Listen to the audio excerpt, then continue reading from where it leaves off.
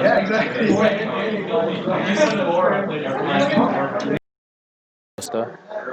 Or not. Cabal Therapy comes off the top for Patrick, which he set up with Ponder. He knew that card was there, but Ooh, sees the Jeremy Duro Reality Smasher, though, so gonna need to find an answer to that one next turn. yeah, I'm a little curious about how does the Shared Fate deck win? Well, hopefully we'll get to see it, but the way that his deck is constructed, he doesn't have a win condition in it, and that's how he wins. Yeah, you steal your opponent's win condition, basically. And your opponent can't win the game because your deck is built without win conditions in it. So, unfortunately, I'm not sure that Patrick's deck can beat an in-play 5/5. He would need to cast Shared Fate and then untap and then be able to cast blockers out of Jeremy's deck. And this matchup's got to be horrendous because even if the Shared Fate's in play, imagine it's in play right now. Reality Smasher still has a colorless in the mana cost. Patrick isn't going to be able to cast it. That's true. He would need to find a colorless land off of Jeremy's deck and then find a big creature to block the Smasher. Unlikely that Patrick's deck will ever cast Ulamog. Yeah, that seems difficult as well. I suppose given enough turns with Jeremy's lands, he could get there, but dealing with the 5/5 is going to be pretty challenging in this deck. Patrick does have an Elaine tutor in hand, so theoretically, if there's something like a moat in his deck he could tutor for, then that would be an answer to the 5/5, but not a permanent one. And certainly in the face of this Ayavugan, Jeremy's going to be able to tutor up some sort of answer. Candelabra of Taunos. Jeremy knows what he's about. Jeremy's going very big with this 12-host deck. All right, so this looks like he has 8 mana floating. He's going to spend 3 to untap 3 lands, go down to 5. Yep. He can make 9 more. So he's a little bit short. Oh, no, the Voltaic Key also generates a ton of mana here. Yeah, wow. Jeremy just has an absurd amount of mana this turn. I think we might see the Ayavugan plus immediately hardcast Ulamog once again. On turn 4. Yeah. What an impressive showing from this deck. Yeah, certainly Patrick had some good disruption with the Thoughtseize and Cabal Therapy, but neither of those interact with Ayavugan, and all it took was Jeremy drawing Basuva to boost his mana enough to just I believe he has go nuts 12 here. floating right here. Yep. Ulamog onto the battlefield. Triggers. All right. I guess we'll find out if Patrick can do anything about this. He's down to only 3 mana in play, so the out of Enlightened Tutor for Moat no longer an option. He's going to tutor for something. Nope, he's not even going to bother. Just going to extend the hand here as Jeremy takes down round 1. Maybe it would be in. Yeah, it's a tough break. This has got to be a nightmare matchup for the Shared Fate deck. Don't have any. There he goes. He goes. Yeah. Oh, by the way, this is what I was trying to do. Let's throw that on the screen one more time Sure. for our viewers here at home. But the point, well, the shall we say the Christmas land for this deck is to resolve the enchantment Shared Fate, and then your deck is nothing but fast mana, Enlightened Tutors, and the card Shared Fate. So your opponent doesn't have the option to really play Magic once this is in play, and so you just kill them with whatever happens to be in their deck. Yeah, if you take all the relevant cards out of their hand with discard spells and then stick a Shared Fate, that's essentially a hard lock. Your opponent no longer has any way to win the game. But in this matchup, you would need Shared Fate to be in play for multiple turns, although you'd have Brainstorm, because you need to get the colorless mana before you can cast any of Jeremy's cards. Yeah, I think once it's in play, it's essentially you swap libraries with your opponent, where you're going to draw every card in their deck eventually, and even if it takes you 40 turns to win the game after that, Yeah, you can as long as your a opponent Baleful Strix never or- draws a relevant card for the rest of the game, you can Jace figure or a something Heritage out. Druid. Imagine playing this against Storm and then just killing your opponent with Storm Yeah, combo out of their own deck. I don't think there's anything Storm can do about this. You might not even necessarily need You to... would need to have the bounce spell in your hand already, but there's plenty of discard to take care Sure. of that. I'm going to go take a gander around the room. We finished round 1 in record Yeah, certainly time. a fast one there. Should have time for a backup match. All right, I'm going to go and see what we got. And as always, you can post your suggestions or what you want to see in the chat, and we'll do our best to accommodate. But I'll be back in just a minute here. Yeah, by the end of this round, we should have an idea of what deck what decks everyone's playing, so know what the metagame's like in the room, know what options we have for future matches moving forward for the later rounds. But for round 1 at least, we just wanted to show a little bit of exciting, off-the-wall stuff. Thank you for indulging me. Yeah, sorry it didn't quite go as well. Eldrazi is like the worst possible matchup. Yeah. Yeah. That's about it. Yeah, Patrick just stepping in here to say not the round 1 matchup that he wanted, but hopefully better luck to him the rest of the day.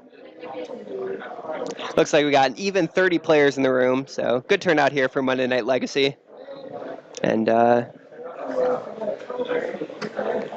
I'm not entirely sure what decks that we have in the room, at least quite yet.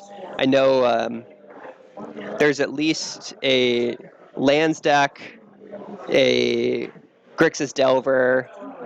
I imagine Robin playing Steel Stompy, as he pretty much always does, and then probably some Miracles. We have a few players who basically play nothing except Miracles.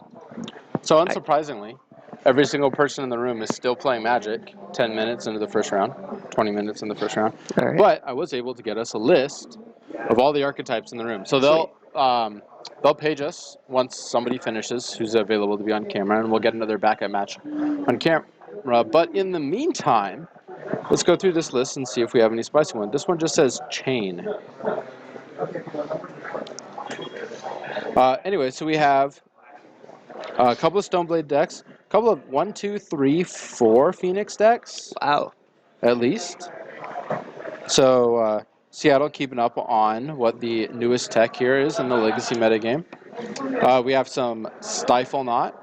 We have a handful of Delver decks, which may be Phoenix decks. We not. Yeah, I know Mike Kiesel's playing pretty stock Grixis Delver. Mm-hmm. So a couple of Grixis Control, a couple of Miracles, like you said. Looks like 2 Maverick, Bomberman, Yeah, 2 right. Burn. One person's just playing a white deck. So yeah, as always in the chat, replenish ? Ooh, that's exciting. In the chat, if you hear anything that you want to see, let us know. But in the meantime, I wanted to talk about our new caster. You're at least new to Legacy. Right? Yeah, You've somewhat. done some casting before. More so over on the Bellevue side of things, but if I can make it out to Ballard, this store is also, might not be quite as nice as the Bellevue one, but if it's the second best store in the country, I'm still okay with that. Yeah, it's all under the same umbrella, so Yeah. we're okay calling this the second best store because the best one is 20 minutes away and owned by the same company. Yeah, we're always welcome to have some new blood, and welcome to Monday nights. And I'm definitely happy to be here. Glad that I could fill in.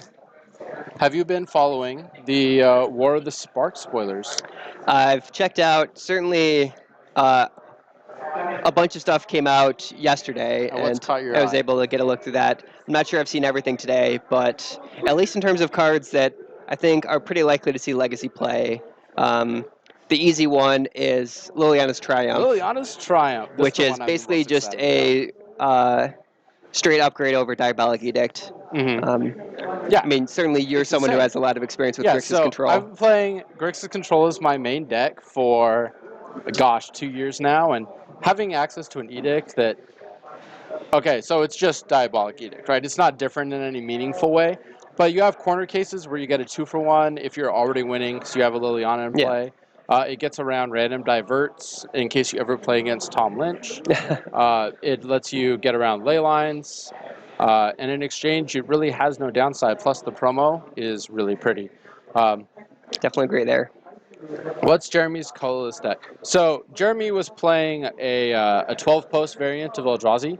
The candles were only there to untap his Cloud Post, Glimmer Posts, and Eye of Ugins. It's just there to be really explosive. Jeremy was playing a very linear, straightforward version of the deck. Not a lot of lock pieces here.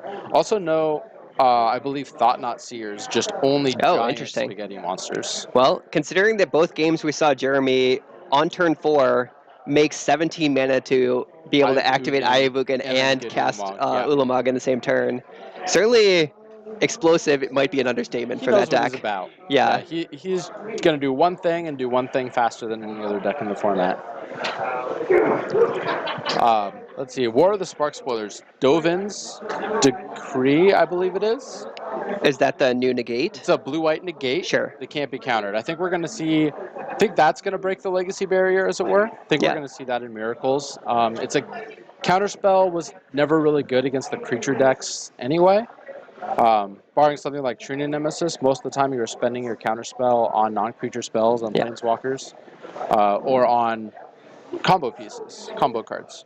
And so having access to that effect that can't be spell pierced, it can't be force of willed, I think that card has a big upside in Legacy in the Miracle deck. Yeah, I think certainly, given that we've seen the blue-white decks move away from Splashing Red for Pyroblast towards just a straight blue-red version, you want the most powerful counter magic available rather than necessarily a little bit more flexibility.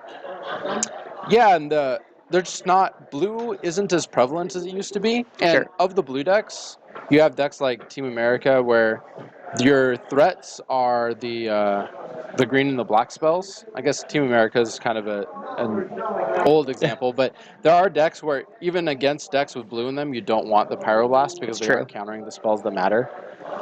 And then against the multicolor kind of Grixis check pile variants, you have back to basics if you're a blue-white control player. So you don't even need the third color there. In fact, staying 2 colors gives you additional tools, additional angles of attack, because you get to play the maximum amount of basics. I know, certainly... Oh.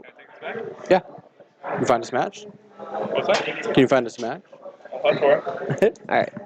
It's like maybe waiting a little bit more for a match, but in the meantime, one new War of the Spark card that I'm not quite as confident we'll see Legacy play, but certainly seems very powerful, is the 3-mana Teferi. Teferi Time Raveler, I believe is the name of the card. That sounds plausible. But being a 3-mana Planeswalker that permanently prevents your opponent from doing anything except at sorcery speed, just a very powerful static ability right off the bat. And then on top of that, it's a 3-mana Planeswalker that has the ability to protect itself by minusing to bounce a permanent. So, doesn't necessarily seem quite as powerful as some of the Planeswalkers that already see play in Modern. Like, it's no Liliana the Veil, for instance, but it's close enough that I think this card has a reasonable shot of seeing play, especially given the popularity of blue-white decks, at least in the Seattle area. It seems like an absurd card in any kind of blue-white control mirror. Yeah, I've heard talk of Abrupt Decay seeing an uptick just to be able to deal with this card. I don't know. It seems... So if it comes into play and then you get value out of it that turn, it's going to go down to 1 loyalty. It does draw a card to replace itself, but there's a lot of creatures running around. Especially, we're seeing a weird upsurgence of Maverick in Legacy right now. True. And Maverick has the option to turn fetch lands into Dryad Arbors, which means playing Planeswalkers at 1 loyalty is very bad against that deck. I've actually been playing Maverick the last couple of weeks, so this interaction is at the front of my mind. But it's one of those kind of legacy interactions that people have started to forget about because Maverick and Elves have been out of the vogue for so long. On chat, JMP1337 suggests playing Nicol Bolas. And I was not aware that the new Nicol Bolas was spoiled at all. It's not a card that caught my eye, at least in terms of Legacy, but it is absurdly powerful if you can resolve it. Let's see if we can get that up on the screen for you. Once I get it here, a little bit of technical difficulties.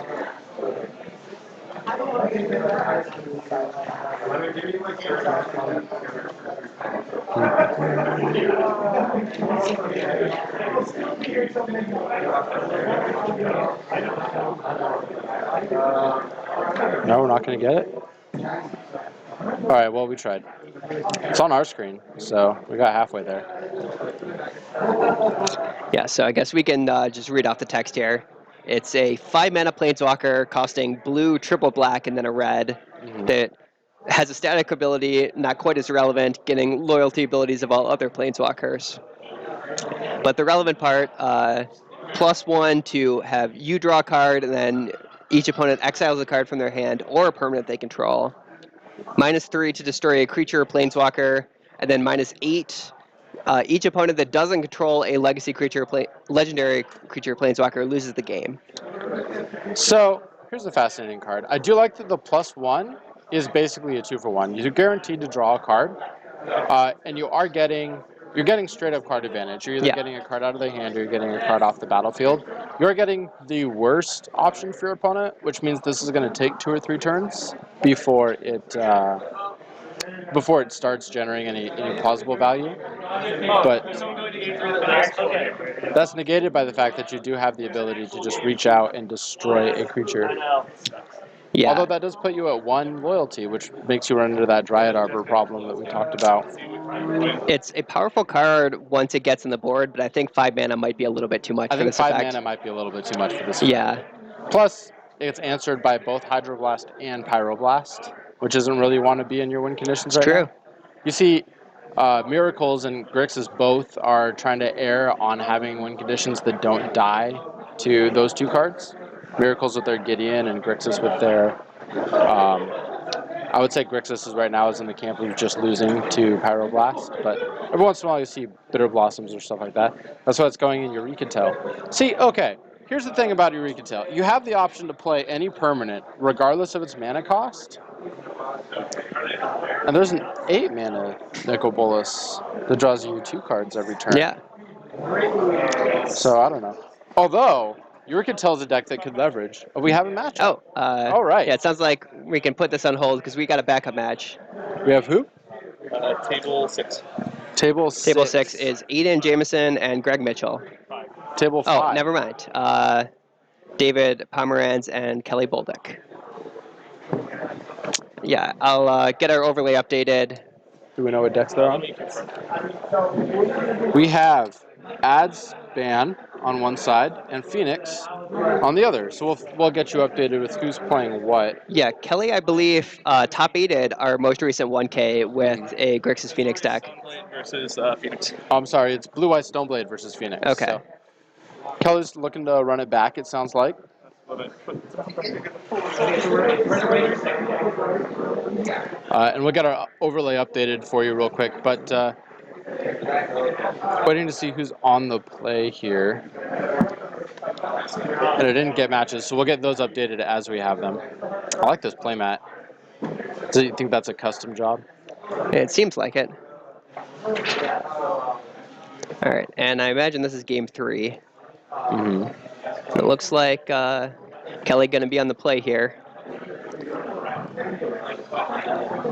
See, it looks like that's a Goblin Crater Maker in hand. Yeah, I didn't recognize that card. A bit surprising to see that one against Stoneblade. It is an answer to equipment, but a bit on the more expensive side. Sure, but the Sword of Fire and Ice is going to be really good against decks like this. And Sure. Also Batterskull is something that you're going to feel, well, you're just going to lose to it if you don't have an answer ready to go. Yeah, I would normally expect to see Abrade be the artifact/creature removal option if you wanted something like that. That makes sense. But maybe just playing one Critter Maker to get a little bit of added flexibility.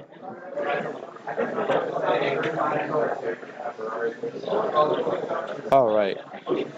So yeah, we'll pass it back. So this Phoenix deck, not the Dark Confidant. That's an interesting one. Yeah, very nice one to see. If this Phoenix deck wants to play a little bit more of a fair game, maybe moving more towards the 4 Confidants and counter magic in the form of Daze out of Kelly there. You have to say I'm not incredibly familiar with the differences between a Phoenix list and a Delver list. It seemed to me like the level 0 strategy is just to play Delver and shove Phoenixes into it, but that's not what we're seeing here. There's very pronounced difference in strategy here. Yeah, this Grixis list is closer to a... It's a mid-range list. It's actually closer to Storm, playing things like Lotus Petal and Dark Ritual plus Buried Alive for the combo kill. I knew it had the rituals and Buried Alives in it. Yeah. And Kelly is well ahead on board here. He got to force his Dark Confidant through. He's content with just letting this game play out, see where it goes. Yeah, and it looks like David might not have access to white mana here. At least doesn't have white mana plus the Swords to Plowshares to answer this Confidant. Actually, Brainstorm finds Island among the other cards. I imagine it's not what David's looking for right here. His first, second, and third priorities all have to be removing the Star Confidant. This is a very bad card to have stick around, and imagine any deck with Widen, it's going to be rife with methods of removing it from the battlefield. Yeah, certainly in the post-board games when David can board in as many removal spells for Confidant as he wants. But still doesn't look like he has one this turn. Not having a fetch would be pretty brutal. Okay, that's good. Looks like Kelly's sitting there with 2 lands, a Bolt, and a Phoenix. And that Goblin Crater Maker. That Crater Maker in his hand. So if this Confidant does get removed, might not be good for Kelly. But I have to imagine this means he just doesn't have the removal spell. Yeah. Jamming Stoneforge into Daze is not where you want to be if you have the choice of what you're doing this turn. It looks like Stoneforge is going to find Batterskull, but Kelly has Lightning Bolt ready to get rid of that one too. And then untap and draw some more cards with Dark Confidant. Yeah, this is a very strong opening for the Phoenix deck. David has to put together a lot of cards to be able to break out of this. Source to Plowshares, the obvious first step here. He has the Snapcaster Mage. And Kelly, the Blessing and a Curse is just flipping lands to the Star Confidant. Hasn't lost any life yet, but also is only drawing lands. And now we see one option these Phoenix decks have of just hardcasting a 4-mana 3/2 flyer with haste. That's the legacy for you. You tap 4 mana and you play your 3/2s. Yeah, he knows that David doesn't have a Swords to Plowshares to answer the Dark Confidant, so almost certainly doesn't have a second Swords to Plowshares to answer the Phoenix as well. And David's already down to 12. He's not particularly concerned about this Phoenix. Like, the Dark Confidant's going to eat any and all of the removal that David has. So this... What is this? This is... Back to Back to Basics. Wow. I mean, sure. But, David's on a 3-turn clock here, so he does have to remove these creatures. Kelly's slowed down a little bit, but he has at least one more land that David knows about, and I believe a second one. Yeah, it looks like the Polluted Delta plus one other fetch land in hand for Kelly. And I imagine now going to want to get Basic Island so he can have a land that untaps under this Back to Basics. Does he have a choice of basics? You have a swamp? Yeah, I think it's pretty typical to see one of each basic in the Phoenix X. But Polluted Delta being the one that can only get Island or Swamp. And Kelly has half of his deck upside down, which is one of the most tilting things I've ever seen as a Magic player. But, everyone has their personal preferences. I've got a buddy of mine who likes to play with his cards shuffled half upside down, so there's definitely a place for it. Yeah, it looks like Kelly used Polluted Delta to get the Swamp because his other fetch land is a Scalding Tarn, so he's going to use that one to get the Island. Yeah, it's a heads-up play to realize your other fetch land's a Scalding Tarn, but looks like a misstep to have played the Delta instead of the Tarn here. Kelly looks like he wanted to cast that Preordain that he had shuffled to the front of his hand and doesn't have that option. That's true. Notably, he's cut off of red mana. Probably, at least a permanent red source. He will have the option to fetch more red mana to put his Crater Maker into play, but he's unlikely to have a mountain in his deck this evening. And David's figuring out what he can do to catch himself back up. Jace the Mind Sculptor among the possible options. See if that's what he does end up going for. But, you could imagine Jace bouncing either of these creatures. Kelly doesn't have much of a recourse to put them down, or at least he doesn't look like it at this point. Yeah, with Kelly locked under Back to Basics, I imagine Jace bounce the Phoenix means that Phoenix is never coming back into play. But he would likely expect that Kelly would be able to replay Dark Confidant given an additional land drop next turn. And this looks like a sign of weakness to me from the player, because you know that you're playing against a Daze deck. You never want to tap out into Daze if you have that option. Yeah. And he missed a land drop this turn as well.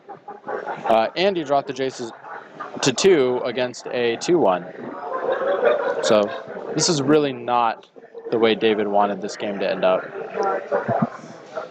Yeah, David certainly bought himself a decent amount of time that if he can top deck a Swords, he might be able to claw back into it, but I think it's going to have to be next turn. Brainstorm and Snapcaster Mage among the cards in his hand. Doesn't have his swords yet. I think if I'm David on his last turn, I think I prefer Brainstorm and try to find a Stoneforge Mystic or a Swords to Plowshares there. Because Stoneforge Mystic, one of the great interactions about these blue-white Stoneblade decks is that Stoneforge Mystic is a shuffle effect for your Brainstorms. It's true. So, and if David had just found a land off the Brainstorm, he still would have been able to play the Jace in the worst case scenario. Okay, Kelly's looking for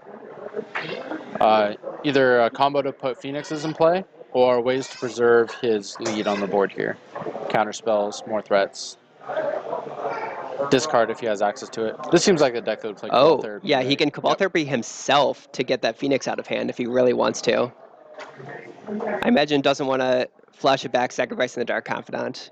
Well, but just if he has 2 Phoenixes, that's something to consider. Yeah. This Therapy is the second instant sorcery he's played this turn. But this is post-combat, so that's not actually good value at all. Yeah, he's just going to get rid of the Batter Skull, make sure David can't spend 5 mana to make a 4/4 blocker. Didn't make out the 3rd and 4th. Looks like David has Snapcaster, a Brainstorm. He had maybe another Stoneforge Mystic. Sure. Yes. Yeah, the GP promo. Not sure what David drew for turn, but whatever it was not better than playing another Stoneforge. Likely now finding either GT or Sword of Fire and Ice. And is that GT? The from the Vault foil with the updated templating. Both equipment probably being equally good at killing a Dark Confidant if David gets another turn, but he's letting Kelly draw a lot of cards here and might still be in danger of dying. Sitting at 7 life, just if Kelly ever is able to draw Buried Alive and build up enough spells to get back to 3 Phoenixes, I think David just dies on the spot. Yeah. I agree. It's an interesting angle of attack for these Phoenix decks. So really, no matter how far behind you get on board, you always have the option to just assemble the 2-card combo of Dark Writ plus Buried Alive. Yeah. It's like his 3-card combo with the Ponder. Fetching a non-basic here is a pretty clear indicator that he no longer has access to basic lands. Certainly not another one he can get with Polluted Delta. This feels like a shuffle into Ponder. I imagine Kelly wants to save his Crater Maker for a GT, but Crater Maker could also sweep up the Stoneforge Mystic if that's something that he's interested in doing. It's going to attack first, and looks like Snapcaster is going to get flashed in to The block. old Ambush Viper. What a versatile card. Yeah, Kelly may be getting punished there for not playing out this Crater Maker pre-combat. Yeah. Yeah, he did know that the Snapcaster Mages were in hand, so it's something that he could have chosen to consider. It was unclear if that was a mistake or if he just realizes that the late-game Snapcaster engine is going to generate so much value for the spell-based control deck that David's piloting that he's fine making that trade. You can imagine Snapcaster on Swords to Plowshares a couple of turns down the road would be fairly backbreaking. Yeah, it's possible Kelly's reached the point where he just thinks that David's going to be able to answer the ground creatures for the rest of the game, and he needs to shift his plan towards the Phoenix combo side of things. David did draw another Snapcaster Mage. Ooh, and going to run out Jace the Mind Sculptor here. This one's going to fare much better than the first one if it's 6 through days, and it looks like it's going to. Yeah, now probably just want to start drawing cards. Sure. Yeah, going to Brainstorm here. Finds a Windswept Heath. It looks like that's a Containment Priest at the back of David's hand. It does. So he has one untapped step away from probably locking this game up. See, 2 Snapcaster Mages. I believe that's an Academy Ruins. It's an interesting card to see out of these Stoneblade decks. It's a concession of realizing that you're building an equipment-centric strategy. Sure. And that sometimes people in Legacy play Kolaghan's Command. But, yeah, I believe so. Resolves Brainstorm. Looks like he's cracking a fetch land. So this could be a Ponder, Swords to Plowshares. Looks like he's got Path to Exiles in his deck too. So at least 5 1-mana white removal spells for David. Let's see if that's what we're going to see. Yeah, and it looks like in response to this removal spell targeting the Crater Maker, Kelly probably going to just kill the Stoneforge. Make sure to get that one off the board. You can't make a GTA in response because you're tapped out Yes. here. There you go. Okay. So, assuming David's deck has Trinity Nemesis in it, that's his next plan now that he has the GTA to put on it. But like you said, if Kelly can if he can cobble together a Buried Alive and 2 other spells, he's going to win the game, assuming he can do it before this Containment Priest comes down. Yeah, Kelly now stuck on 2 mana, and I don't believe that there's a Dark Ritual in hand. So would need to draw either a land or a Dark Ritual to actually give him mana for a Buried Alive. And that Containment Priest, just sorcery speed in play. David wants to put a GTA on it. No shenanigans. You don't need to try to do it in response. He just needs a creature to suit up. Yeah, and at this point, I think Kelly might be drawing thin to win this game. Showcasing kind of the downside of the Grixis Phoenix deck, that it doesn't have the same ways to fight a fair battle that normal Grixis Control does. We saw him come off to a blazing start, but he was just 1 interactive piece short. A Delver deck would have been able to play 1 Spell Pierce or 1 more Daze. It's true. Which is really all Kelly needed. That's all that was separating him from clinching this game here. And even then, he's still not out of it. His deck has plenty of answers to deal with the vanilla 2-2. I would assume here. Unclear whether or not he has a bunch of answers to Back to Basics, though I have to imagine if he has access to a card like Pyroblast, it's in his deck right now. Yeah, I know typically the Phoenix decks have things like Echoing Truth just to answer generic permanents out of the sideboard. Sure. But unsure if that's the card you want to board in against a Stoneblade deck. Here's the GTA. I guess the upside to Echoing Truth is it combos really nicely with Cabal Therapy.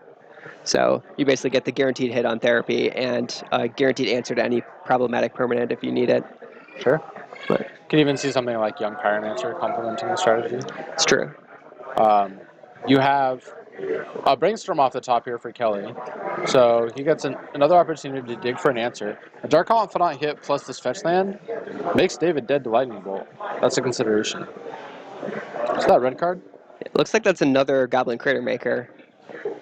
But Kelly may be realizing not enough time to cast that one and kill either the GTA or the Containment Priest. Now he does have 3 tapped red mana sources in play.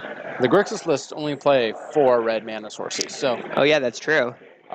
Unlikely that this Grixis Phoenix list has more than 5 tops, and probably only 4. We don't have deck lists this evening, but from what I've seen, I imagine that Kelly's pretty close to just putting away any red spell he sees and just conceding that he's done casting red spells this game. There's a Liliana of the Last Hope. That could do some work. Yeah, I think if that Goblin Critter Maker were an Abrade or a 2-mana answer, he might consider it worthwhile to fetch the last red source to kill that Containment Priest on the spot.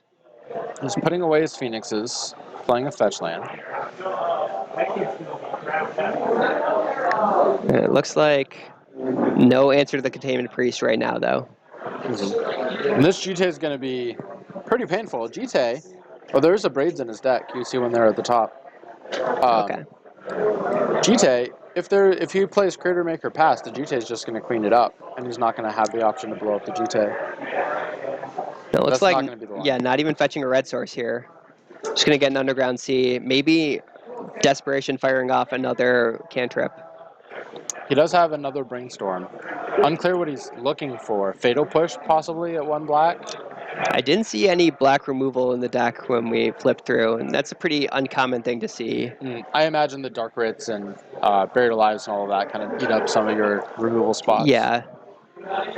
The idea being that you can be proactive and kill your opponent before their creatures matter. He has a Ponderer Preordain, and I believe also a Brainstorm, unless he shuffled it away. But he has his option to he has all 3 cantrips. He has his option. Although having a cantrip heavy hand is not really where you want to be when your only blue source is a non-basic land. Right, so I think Kelly's out here might be play one of the cantrips and try to find Dark Ritual. So Dark Ritual into Liliana the Last Hope just can make the Containment Priest have 0 power to Sure. temporarily shut off the GTA. Yep, that's a good out. And Last Hope will win him the game. Eventually, assuming David doesn't have a way to deal with it. These blue-white decks typically don't have a lot of options. That's certainly a line that kind of banks on David not having any leftover gas in hand. But crucially, David did find his Swords to Plowshares for the last Confidant, so those Snapcasters in his hand are not only live, but very good cards. Yeah, that's true. At this point in the game. I'm not attacking if I'm Kelly. Like, if you can trade the Confidant for the Containment Priest or stop him from brainstorming here, those both seem higher value than getting in 2 damage. But we'll see what Kelly decides. Because if you get in 2 damage here, then the GTA has counters on it, and now there's a creature with a GTA you can never remove. I think if Kelly is planning on playing one of the cantrips this turn, may as well do it pre-combat just to get more information about whether or not he wants to attack. This does drop David to 4, and he has a fetch land in play that likely puts him to 3. Not sure if that's going to matter. Yeah, right? Kelly also showing with that Bloodstained Mire finding Underground Sea that he's not fetching a red source this turn for David to have to worry about Lightning Bolt. But he did use it. Oh, and he passed the turn. So this Underground Sea must be only to shuffle the Brainstorm then? He doesn't want to commit it yet. He wants to save the black mana next turn to help him cast this Liliana. This does give Kelly the option of just we're drawing a Buried Alive off the top and tapping 3 lands to cast it. But he needs to find the Buried Alive and then also find an answer to Containment Priest. Which is much harder to do now that it's got 2 GTA counters on it. Absolutely. But David drew a Force of Will with his Jace Brainstorm. It looks like he also drew a backup Stoneforge Mystic. So gonna have a guaranteed second creature able to wield the GTA in case Kelly somehow deals with the Containment Priest. Not looking good here for Grixis Phoenix. On the top comes Buried Alive. That's the Buried Alive that Kelly needed a few turns earlier. Okay. Dave says, in your draw step, kill your guy. Sure. Play around everything.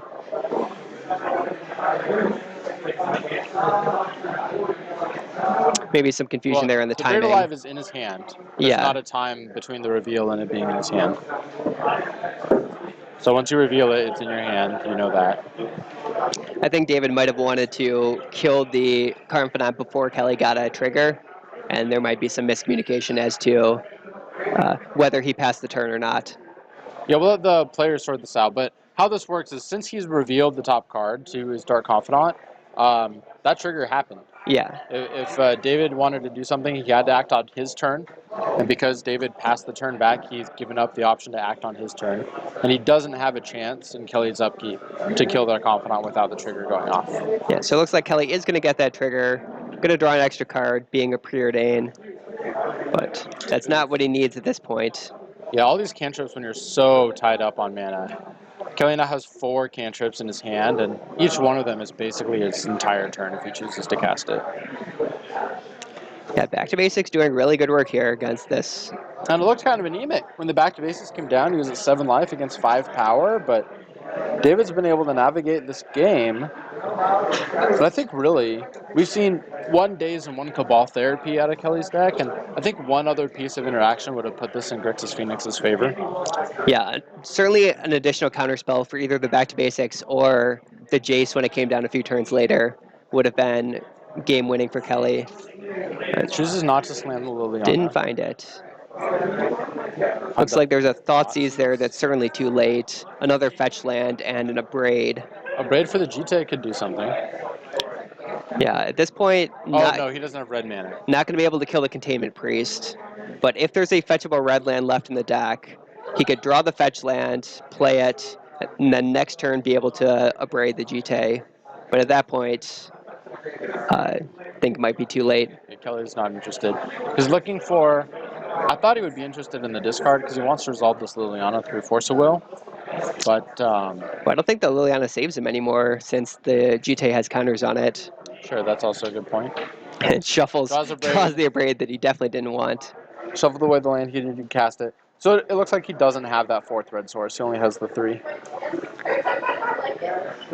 based on his poker face there. once Yeah. he drew the fourth red card in his hand. And Third. certainly, if there is an answer to back to basics in the deck, he has been unable to find it at any point this game. Go to discard. There's a red card in his hand that looks like a Blood Moon. That might be a Young Pyromancer. It's a card that's commonly played in these decks. Sure. Yeah, I imagine this mana base can't support a Blood Moon, and if it could, you wouldn't bring it in this matchup, so. Here's Snapcaster Brainstorm. David just generating value. Just trying to make it harder and harder for Kelly to come back. Yeah, this also puts lethal power in play if he's willing to pump the Containment Priest with the Jute. That's true. Kelly's at 6 off of his Dark Confidant. Yeah, those Dark Confidant hits did add up after a while. Do you like the fun of Cereable Island in David's deck? I wonder if that used to be a different land and then got swapped out for an island at the last minute. All right, well, these players are in turns, but I doubt it's going to matter since David's pumping his Containment Priest, and this should be lethal here. Oh, maybe the life total is backwards there. Kelly was at 9, not 6. Oh, sure. So it's going to get one more turn. I like pumping much less, but I don't think it's going to matter. I don't think. Surgical Extraction. Well, that one certainly doesn't matter at this point in the game.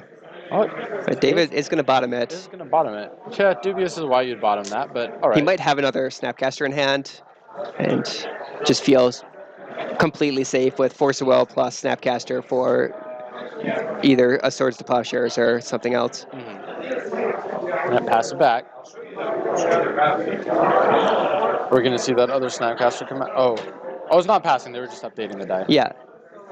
Kelly's going to get to be turn 2 here, and Brainstorm hoping to find something, but 2 Phoenix is definitely not what he's looking for, and that's going to do it. Yeah. All right. So. Great. So let's bring it back to the booth here, as that was almost certainly our last match in round 1.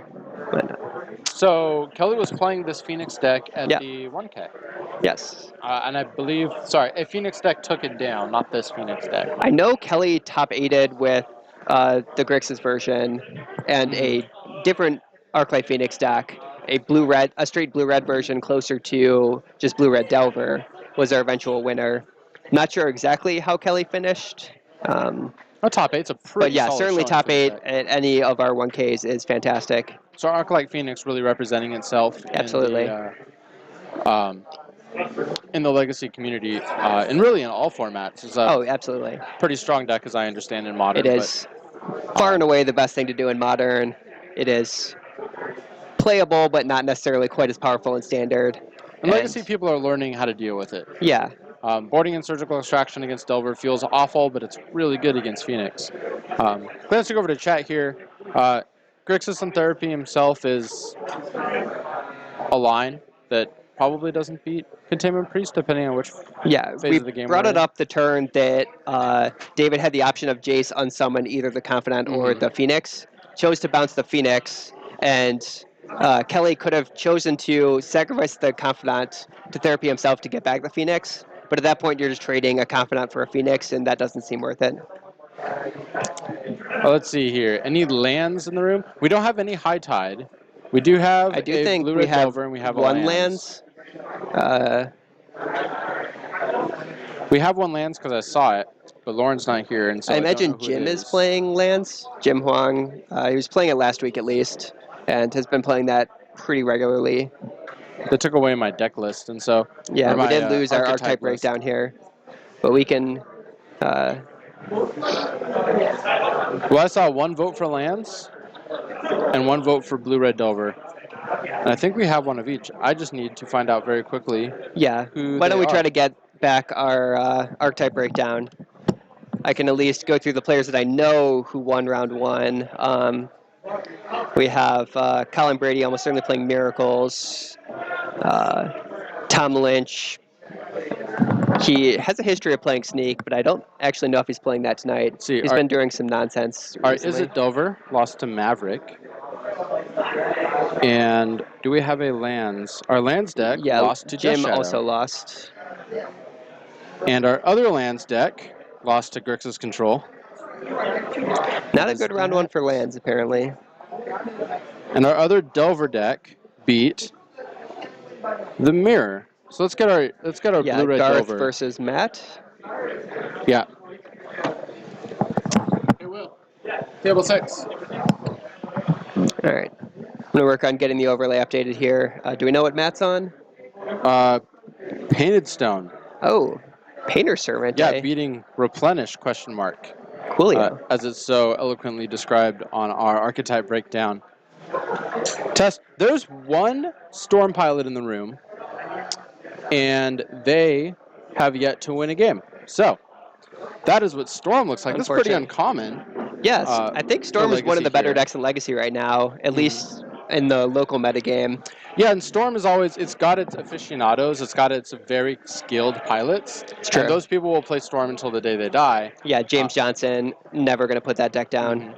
And then it's got the people that pick it up once and realize that deck is absurdly difficult to pilot and then put it down because they can't win with it. That's me when I play Storm. Just a ridiculous deck. But, yeah, Robin Hartshorn, who is a Steel Stompy player normally, played Storm this week, it looks like. Oh, yeah. That's a tough one to pick up when you really don't have experience with anything other than creature aggro decks. We have a Phoenix Storm. That's the, it's like an ant list, but they swap out some of the cantrips for Arclight Phoenixes and Buried Alives. Yeah, I've seen that. I can't around. really say I understand the thought process behind it. It seems like you're just making your Storm deck worse, but it's fun. Or is it making your Phoenix deck better? That also might be the case. Because you're not playing any counter spells or removal. It's probably making everything worse. It's probably not great. All right. Well, let's head down to the match and see if our players are ready to go here for round 2. Grixis feels like So we might got, be a fun and it looks like I got them swapped here, so I will adjust that real quickly. As Garth is on our right, playing Delver, and Matt is on the left. We see the unglued rock lobster, paper tiger, and scissor lizard being used to determine the play draw. Oh, he's a nice one. Yeah, say what you will about the Legacy community here at Card Kingdom, but we do have. Can we get that back in between rounds? Just so we have the archetype. Yeah, I'm just going to write out a meta report that actually is better handwriting. Oh, amazing. Thank you. Anyway, say what you will about us. We have creative ways to determine the play draw. Definitely. We saw some poker dice in round 1, right? That's my personal favorite right now. Had to go buy more dice so that I had enough to do that. But well invested. Ooh, a pretty deck. Black Border Lightning Bolts, accompanied by Trinian Nemesis, Dazes, and lands. Versus, is that a Scroll Rack? That's a Grindstone. What am I doing? Okay. All right. So I saw a Legacy Land Tax Scroll Rack deck today, and I've just been thinking about that. Just had no creatures, and it ran Path to Exile over Swords of Plowshares because the interaction was land tax. Anyway. Yeah, that sounds sweet. Garth leading off with a turn 1 Ponder, seeing another Daze, an Island, and I think that's a Terramander as the third card. Sure. So might want to keep that just to have a threat. It looks like his hand's pretty counter heavy already with another Daze and a Force Will. Terramander plays an interesting role in these Delver decks where it's really a late game threat, almost like a Gurmag Angler. Matt's got Daze in his deck. Daze is not a card that I would expect to see from the Grixis. Well, okay, he's not playing Grixis Painter. Yeah, this is not Grixis Painter. Deck. Oh boy. What a joy. So I will let you talk about what's in this list. Because this is not something that I have had a chance to see quite yet. So I saw this deck not 20 minutes ago. It did 10th place at the Star City Classic last weekend. So this is a creatureless strategy here. And the card advantage engine is land tax and Scroll Rack. So we'll throw that up on the screen for you here. Land tax, an uncommon from Legend, actually banned in Legacy up until about 2 years ago. It was one of those like redheaded stepchilds of the ban list. Yeah, we'll get the old great art complete with the white border. During your upkeep, if an opponent controls more lands than you, you can search your library for 3 lands and put them into your hand. Yeah, certainly a ridiculously powerful card advantage engine if you could make it work. So we'll bring up the card Scroll Rack here. The point of this land tax deck is never to play the 3 lands that you get with it. Rather, you have Scroll Rack, which lets you choose any number of cards in your hand and exchange them for the top cards of your library. which means your land tax turns into a draw 3 of 3 random cards. So you accompany this with shuffle effects, and it basically lets you, as long as your opponent has more lands than you are now drawing 3 extra cards a turn. Yeah, and land tax gives you a guaranteed shuffle effect every turn. But Garth doing a good job keeping Matt off of land tax with a pair of Dazes and a Force of Will. So there's some interesting synergies in this deck where your card advantage engine is only online as long as your opponent has more lands than you, which is why you see Daze as your counter spell, so you can pick up your lands, and Path to Exile as your removal to give your opponent more lands. It's just a brilliant deck building strategy. Unfortunately, it does need the card land tax to be able to play the game. Wow, the third Daze. Oh, man. And more importantly, that's now 6 instants or sorceries in Garth's graveyard. So he's 1 mana away from just making a 5/5 flyer and ending this game real quick. The wheels have come off. We're no longer driving a sports car. We're now driving a cube. Yeah, you mentioned earlier that Terramander does a pretty good Gurmag Angler impression. But I feel like in this Delver deck, the upside to playing Terramander is they work better in multiples since you don't have to delve away the 6 cards. They just stay in your graveyard forever. Garth has played 4 free spells this turn. Also that, yeah. So another, if I can talk a little bit more about the deck building kind of angles this land tax deck is going, you see those Mox Diamonds there? His whole deck is built around making sure there's a disproportionate amount of lands on his side of the board. He's got Mox Diamond to discard the lands you get. He's got Path to Exile to feed his opponent's lands. He's got Daze to pick up his own lands. So his whole deck is structured around keeping this land tax online. That said, his interaction in the main deck is 3 Path to Exile, 4 Daze, that's all. Okay. Okay, so, and he has a pretty extensive Enlightened Tutor toolbox. So, Rest in Peace Energy Field is something that's featured heavily here. In fact, we could see the Rest in Peace. It's a playset with 2 energy fields. And Rest in Peace, it's going to come down here and make this Charmander look that's not a card that Garth really has an answer to. Certainly not in game 1. And if Matt is able to combo with Energy Field, I think that's just game over. But it looks like that instead was a scroll rack from Matt. Yep. So Garth's going to take an opportunity to lightning bolt him down to 14, putting the 7th spell in the yard. Absolutely. And now this is going to be a 3-turn clock on this Terramander. Got a reader. They're going to make it monstrous. Did you know that the Simic ability is not called monstrous? Because monstrous had that weird rider where you can only ever activate it once. And R&D didn't want that weird rider to be on their Simic cards anymore. So they removed it and then changed the name because they had to. Yeah, they wanted to let you remove the counters so you could activate it again. Absolutely. And then didn't quite put any good cards that actually let you pull the counters off. But Adapt and Monstrous are secretly, not so secretly, the exact same ability. Yep. Garth did find another Force of Will, so I imagine this is going to be pretty close to lights out for Matt. He has 3 turns to find an answer. Rest in Peace, 1 turn too late. Unclear with that. Oh, Web of Inertia is the blue card. Well, according to chat. We're looking that up. Yeah, I don't know what that card does, so let's pull it up in the chat here.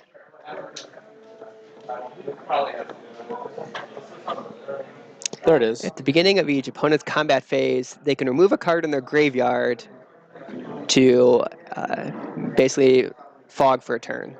Well, that's clever. So you know what that requires? Doesn't necessarily combo quite as well with Rest in Peace. But does it not? It requires having cards in your graveyard to remove. Oh, it's if the player doesn't. I misread that. I thought you had to remove a card from your graveyard every turn to fog. But no, it does combo with Rest in Peace. Sure. You can have your Do-Nothing enchantment. Yeah. And I'm going to exile a card and make you look silly because you just played a Do-Nothing enchantment. I don't care about your Do-Nothing enchantment. Word of advice to those of you who may be watching at home. If your opponent has a black border dual land on the battlefield, respect their Do-Nothing enchantments. Yeah, but now I think Garth's going to Force of Will this, Rest in Peace, and likely... Oh, yeah, if Matt drew a path, then that will be... No, Garth's going to let this happen. Does he not? Okay. Bolt you, you're at 1. Well, this is one way to get around the web by just avoiding combat damage for the rest of the game. He has to find another bolt? Matt's deck only has 4 effects. Garth just knew. He might have known that was there from a previous cantrip. We'll give him the credit for probably cantripping it, but Matt's only interaction in his whole deck is just dazes, and those don't do anything here. So, wow. I'm somewhat disappointed in my the Sweet Lantax deck, the newcomer to the Legacy scene, just getting blown out by 3 dazes, 2 Force of Wills, and 3 Lightning Bolts. Who could have ever foreseen that? Yeah, Matt had his 2-card combo of Web of Inertia plus Rest in Peace, but drew them in the wrong order, where I think if he'd had the Rest in Peace 1 turn earlier, he would have shut off Garth's Pteramander and had time to actually assemble the lock. Yeah, Race Lindham in chat says that he did know the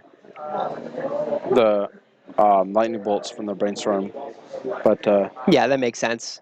Garth, a very solid player, previous 1K champion, I think multiple times actually. So I'll give him credit for at least knowing that he doesn't need to force a will then jam it. He just had the win already locked up. well, I'm excited to see this Lantax deck in action. I was actually going to go home and proxy this up and see how it ticks. It looks like a deck that can't possibly win, but as you see him flipping through, Counterbalance, Moat, a Singleton to Fairy, Dazes, Tutors, Rest in Peace, Helm, Energy Field, and Mana Web. Back to basics. It really is just an enchantments deck. Yeah, certainly. I think this deck, more so than any deck that I've ever seen in the history of Legacy, makes good use of Enlightened Tutor. Oh, yeah. Kind of like the old Rest in Pieces Miracles from back in the day. So Garth looks like he brought in some Pyroblast, a Sulfuric Vortex. Yeah, can't quite Enlightened Tutor for Sensei's Divining Top anymore like he used to be able to. But certainly a lot of very good options for things to get in this matchup. Looks like that's Porphyry Nodes coming in out of the sideboard to give some more removal options. Agree that Skorak isn't good without Lantax, Race Lindham. Race Lindham. Anyway, I'm very excited. So Vapor Snake and Lightning Bolts coming out of Garth's deck. Yeah, it looks like there's some Chain Lightnings there as well that he's considering cutting. Sulfuric Vortex. Matt has answers to it in the form of Detention Sphere, but it is a card that's difficult for his deck to answer outside that Rest in Peace Energy Field hard lock. Which isn't even... In post-board games, it's not a strict hard lock because Garth has access to Pyroblast. I imagine this Takrax's combo matchup's fairly bad. If I recall correctly, he has 4 days and 3 Swan Song in the 75, and those are his only interactive spells. Yeah, it seems like Matt's leaning very hard on the enchantments. Oh, right. Let's fix that as Garth won game 1. Yeah, as I was saying, Matt's leaning very hard in game 1 on his lockout enchantments actually being a hard lock and just trying to get one of them out as fast as possible. But post-board kind of needs to have a different line of attack. From what I saw from out of his deck, I believe he is playing the list that took 10th place at the SCG. I assume since he is the most recent SCG, I didn't check that much detail, but I believe that is the list he's playing in Race Lindham. I didn't see Mentor in that list, but I also don't have it right in front of me. I'm going off memory of me generating shareholder value by looking up Legacy decks at work. If there are Mentors, that's not a card that I saw Matt board in. Looks like he was only boarding the Porphyry Nodes as well as maybe some Timely Reinforcements. So you got 2-lander with 2 planes. Daze, Brainstorms. He has a Skorak, but no Lantax. Have to imagine Matt doesn't keep this. Versus Wasteland, Basic Island, Force Daze, Delver. Yeah, this is a great hand for Garth. But Matt going to go down to 6 here. No red yet, but he can win the game with the tools in his hand, and red unlocks that Young Pyromancer when he gets around to it. Yeah, I have to imagine Wasteland is not at its best in this matchup, but still gives him a second land to maybe hard cast some things. The rest of the cast will make the assumption he's playing the SCG list, but that list played a single Tundra. Okay. Yep. 1 Tundra, 4 Flooded Strand, and 13 or 14 basics. I believe it was 13 Island, 3 planes. Or 10 Island, 3 planes. Well, Matt kept his 6 and scryed to the top. We see a Detention Sphere, as well as an Enlightened Tutor, and I believe a Scroll Rack in hand. But no answer to this turn 1 Delver. There's a path off the top, just in time. Perfect. Should you run it out here? I run it out here. You're playing around the days. Oh, he has a counterbalance, but no blue mana. Yeah, it might want to let this Delver trigger resolve, and then, yeah, By now doing that he an upkeep, knows you that walk it's a into threat. Spikers. But it's a play style situation. But it doesn't look like he's getting punished. Garth's going to let this Delver go. He's going to use the path to get a red mana to unlock that young Pyromancer that he's sitting on. So he's fine making that trade. And I think Garth also has a Terramander maybe that he can play this turn. So he really has all the threats he needs. Yeah, this is an interesting dynamic here with the land tax deck because Delver as a deck doesn't want to put a bunch of lands in play. It's true. Right. Your optimal Delver draws has 4 lands in play tops. Feels like once you play your 5th land, you're probably losing that game. Well, right on time, Garth threw a second Delver. So the draw step here is interesting. So it looks like Matt allowed the Delver to reveal the Ponder, and then said you don't get a Ponder, and then cast it to shuffle it away. Yeah, I wouldn't be surprised that if the Delver hadn't flipped, Matt might have held on to the path, but maybe deciding that a 3/2 is enough for threat, he needed to fire off the removal spell immediately. Sure, that's fair.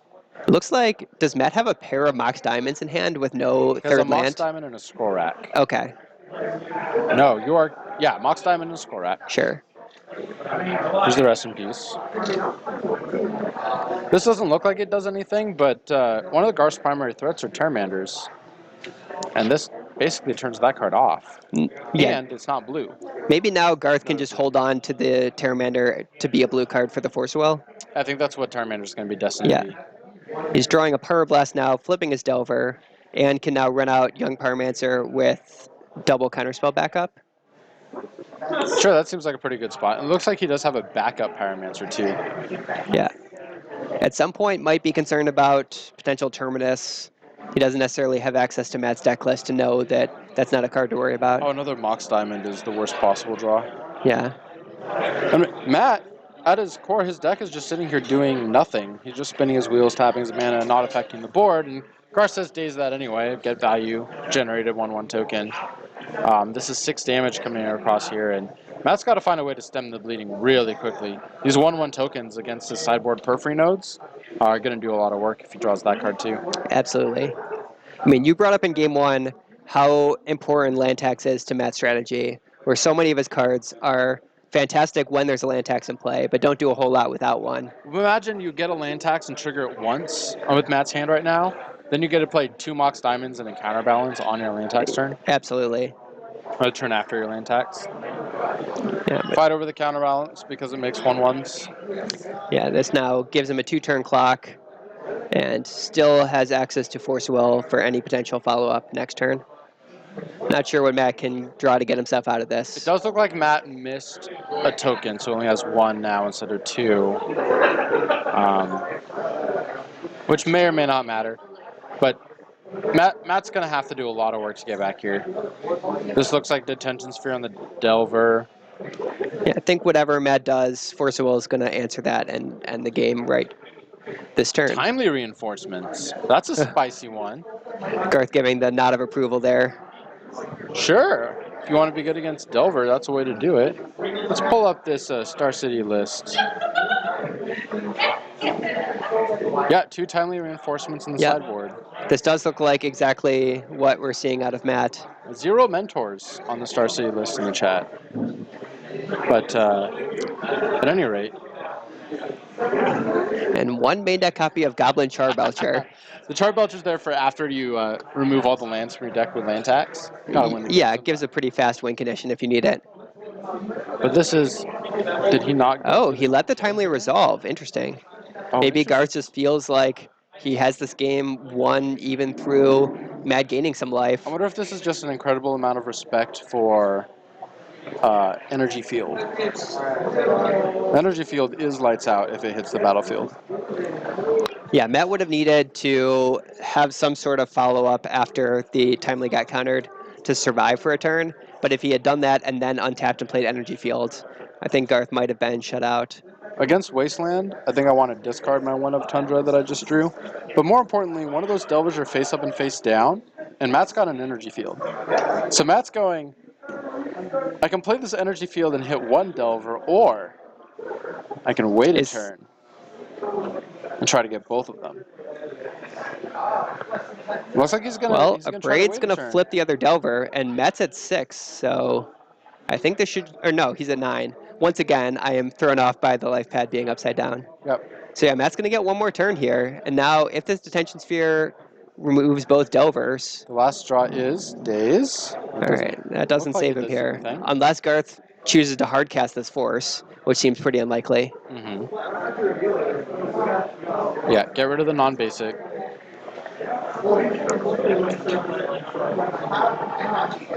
The Force of Braid doesn't do anything. Yeah, this looks like it's going to be a pretty easy Force of Will on the Detention Sphere. The only caveat here is if he pitches it or he hardcasts it. I don't know. I think if he does hardcast it, Matt might be able to stabilize here thanks to the Daze. I agree. There it is. It's on the stack. Scarf's going to pitch or fetch. He's been holding on to this Terramander the entire game. You have to imagine that he's been saving it for exactly this moment. Yep. So yeah, Force of Will counter that Detention Sphere, and that's going to do it for Garth. Well, that wraps it up. Okay. He might have played more conservatively than he needed to, but in the end, Blue-Red Delver still taking down that match. All right, yeah, we can bring it back to the booth here. Looks like Well done. still over 30 minutes in the round, so maybe time for a backup match here. I was excited we got to see that the land tax deck bear out. Looking at the deck list, it does seem kind of thin, and it relies on your opponent not knowing what your engine is. True. Because if you look at the list and you say, what if your opponent fails to find on their path to exiles? Then your deck just kind of doesn't do anything. But his deck is called Tax Rack. I'm glad you asked, Berman21. If you look up 5 messages in the chat, there's a link to the list. So the point of this is a blue-white kind of value enchantment deck, where you generate your value through the interaction of land tax and skull rack. Land tax says at the beginning of your upkeep, if your opponent has more lands than you, you search your library for 3 lands. And skull rack says you can exchange the cards in your hand for cards off the top of your deck. So these 2 cards combined allow you to draw 3 extra cards every turn. And it really doesn't matter how bad all the cards in your deck are, once you're drawing 4 cards for every card your opponent's drawing. Yeah, supplementing this with an Enlightened Tutor package for things like Rest in Peace plus Energy Field, which we saw in Game 1, as well as a few more value options. But not able to take down Game 1 there. Matt, the land tax player, had a fantastic draw in Game 1 that almost got there, except ended up running into triple Daze plus Force of Will from Garth, and that just being a little bit too much for the deck to handle. Yeah, certainly round 1 got 10th place at the most recent Star City. Looks like the deck does have a powerful game plan, but maybe needs to run into the right matchups to be successful. In the meantime, we will find out if we can get a backup match. And it looks like Chris is back. We did. What do we got? Table 7. Okay. Table 7, which is Grixis versus Shadow. Assuming this is Grixis control versus some flavor of Death Shadow. Some nice fair and interactive magic here. Oh, you mean Parfait? You know, if I had remembered that there's a deck called Parfait, then I probably would have referenced that. But I haven't heard that deck since, wow, Magic Online version 3 was the client. So it's been 6, 8, 10 years. It's been quite a while. But yeah, basically it is Parfait. Predating the technology of Counterbalance with Sensei's Top, we were playing Counterbalance with Skull Rack. And these are she, they.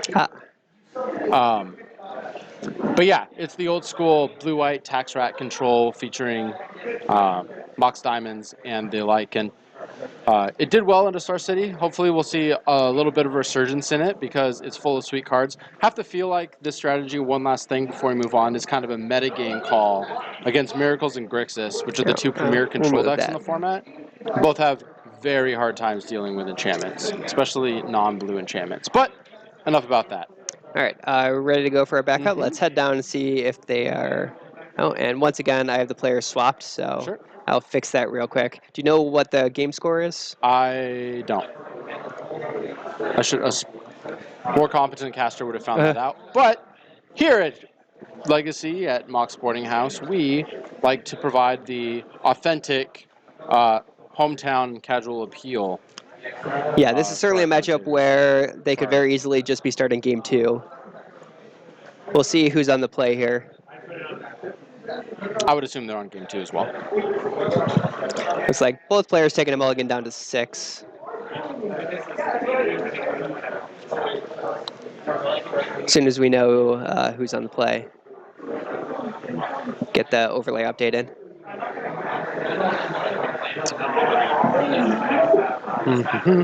Yeah, so this is an interesting matchup. As a Grixis player, I don't like this matchup.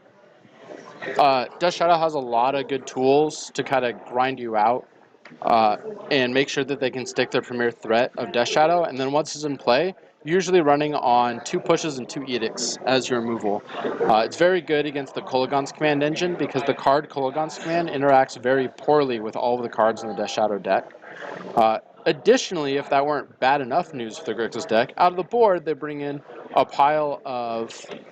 That's an Arclight Phoenix. They bring in a pile of Liliana's and Hymn-to-Torax, which makes your life even worse. But we're seeing Arclight Phoenix out of Atesh's deck. And a Wasteland, so certainly a different build than anything we've seen, at least from the other versions of Arclight Phoenix. This is not a pure Grixis version, since that deck doesn't have good enough mana to support Wasteland. Chat suggesting that Greg may be playing a Dragon combo. Well, that's a tropical island in a Pluto Delta. All right, the jury's out on what version of Grixis Greg is playing, but we do see a Street Wraith, so something is going right. And a second Street Wraith. So definitely likely some Death Shadows in Atesh's deck. And a True Name Nemesis. I believe a Spell Pierce was the second draw, or third draw. Second draw. That is... What is that? Oh, it's a Reanimate. Yeah, Reanimate for Street Wraith. Sure, this is very good against the Grixis deck. Street Wraith, for all intents and purposes, is True Name Nemesis. Okay, you can't bolt it. You can't Fatal Push it. You can Edict it, and that's it. That's all you can do. Well, you can Jace Bounce and... sure, Assassin's Trophy. You can Assassin's Trophy it. There you go. I doubt this is Dragon combo with Assassin's Trophy, but I've been wrong before. This looks like a check pile deck. Harken to the days back when Black got a 1-mana Birds of Paradise. Yeah. But, well, wait. But it's unclear what Greg's doing right now. I'm going to just put a question mark here in the deck name. Since we are not entirely sure what Greg's up to. Personally, I've been playing a lot of the 4-color pile. I like that it adds answers to enchantments, which are just the world's worst permanent type. And it has sideboard access to Tarmogoyf, which is really good when people are playing dirtily combo decks. You do lose Gurmag Angler, and so being able to just have a Tarmogoyf you can slam on 2 and then kill their sneak. Anyway, it doesn't matter. This is an Assassin's Trophy on the Street Wraith, and we'll see if Atesh goes to defend, and she does. Flusterstorm will answer that. Yeah, it does seem like the green cards in this matchup do give Greg a little bit better shot than straight Grixis. This is my favorite mana base, the Tropical Island Badlands.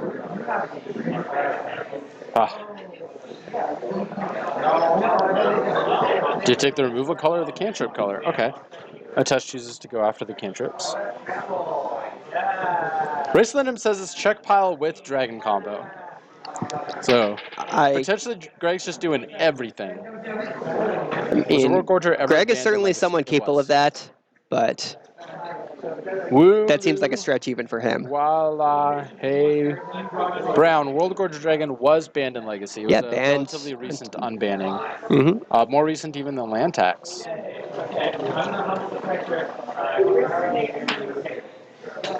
And it was banned because this deck, if you don't have a way to end the loop, ends games in a draw. What's that white border card?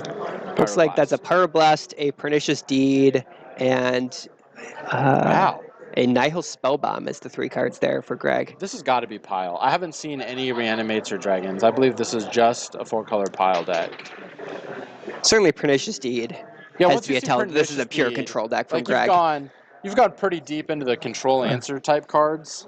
I would be very surprised if there was a combo inside the shell. But the reason Dragon was banned was because it could draw the game very easily. Yeah. And so the play pattern was if you weren't ahead on board, you would take a Dragon, you would reanimate it, you'd draw the game, you'd start again. And so you would see match slips where the game would end like 2-1-5. Sure. Right? And that just wasn't great for Tournament Magic. So while that was the best deck, it did eventually get banned for that reason. Now the Power Level Legacy is snaked ahead a little bit. Graveyard Hate became a little bit stronger. 3-mana enchantments became a little bit weaker. And Dragon was safe to unbanned. It really hasn't made a big splash as far as premier level events, but it is still a deck that you can choose to play. Yeah, definitely if you're cheating a large creature into play, it's hard to justify anything other than Gristlebrand being the default option. Mm-hmm. Although it is sweet to win with. Yeah, And still does give you the option of drawing the game. And you get something like a Vendilion Click or a Baleful Strix, and you get to draw your whole deck, and very spicy. Anyway, strange humans in the booth right now. All right, But that looks is not what we're playing here. Yeah. Seeing some good, clean, fair Magic with Street Wraith being an unblockable 3/4 and True Name Nemesis coming alongside it. So both players, Atesh at 9 and Greg Atesh at 6 and Greg at 9? 8? Yeah, I think Atesh is at 6. And yeah, Greg now down to 8 after that Force Will. Sure. Pernicious Deed doesn't look very good against the 5-mana unblockable. Thoughtseize not great, but he did find a Diabolic Edict. So that's step 1. I imagine Atesh would have chosen to fight over this True Name Nemesis had she the option. So this Diabolic Edict looks like it's good to go. I think the leftovers for Atesh are a pair. Oh no, there's another True Name and a Death Shadow. So 2 more threats. Definitely, she doesn't care about that True Name that got countered. Yeah, not out of gas yet by a long shot. But those are things that if Diabolic Edict answers this Street Wraith, then Greg can clean up the rest with the Pernicious Deed. I believe I'm not sure Greg still has the Pernicious Deed, and he didn't whiff on a land. So Greg might not have another green source if the Tropical Island got wastelanded. He almost certainly has access to a Bayou if he can find a fetch land. Yeah, it just doesn't have the fetch land in hand, at least right now. Baleful Strix, not at its best when you have 3 swamps in play. Yeah, and Greg doesn't have the answer to the second True Name, so we might just see a pair of 3-power unblockables end the game next turn. Draws the Edict. She's alive for 1 turn. Edict. Rest in peace, Diabolic Edict. It's one of the last games where you're going to see that card in play. Thanks to Liliana's Edict. That's right. CardKingdom.com has officially renamed this card to put Edict back in the name. We will no longer be referring to it as Liliana's Triumph. R&D can learn to put edicts in the names of their cards that are edicts, and you can pre-order that card on CardKingdom.com/pre-orders. Probably try that. If it doesn't work, keep trying. But I'm sure there will be a very large link on the front page telling you where to go. But yeah, I'm disappointed. They've spoiled 2 of the Planeswalker Triumphs so far. Gideon and Liliana? Yeah, and both of them are just edicts. Both of them are edicts? Maverick can kill True Name? Yeah, Very Gideon's one time. being target player sacrifice an attacking creature, or essentially. A creature that has attacked or blocked this turn. So if they swing out with 3 and you can trade for 2 of them and the last one's the True Name, you got him. Yep. All right, so the Edict does resolve. Atesh values the Street Wraith above the True Name. Yeah. Very interesting. Trying to play around -1/-1 effects. Yeah, better now if Greg drew a Toxic Deluge, that wouldn't be an answer, or Marsh Casualties. That's exactly right. And here's a Hymn to Torak. More bad news. Greg does not know any of the top cards of his library. He brings from 2 back, drew 1 with Strix, and the Diabolic Edict was the second one. So this is a mystery card. Yeah.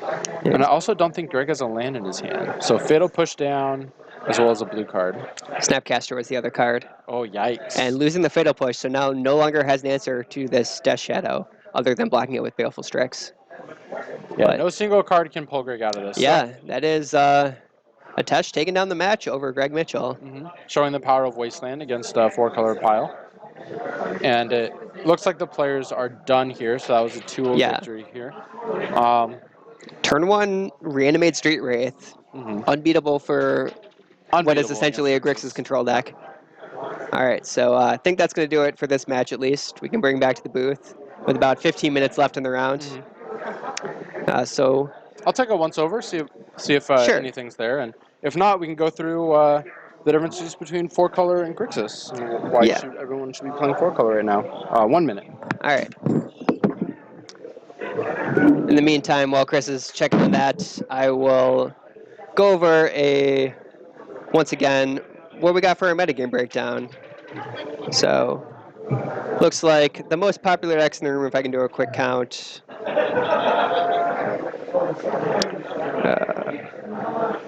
Looks like 3 is a Delver.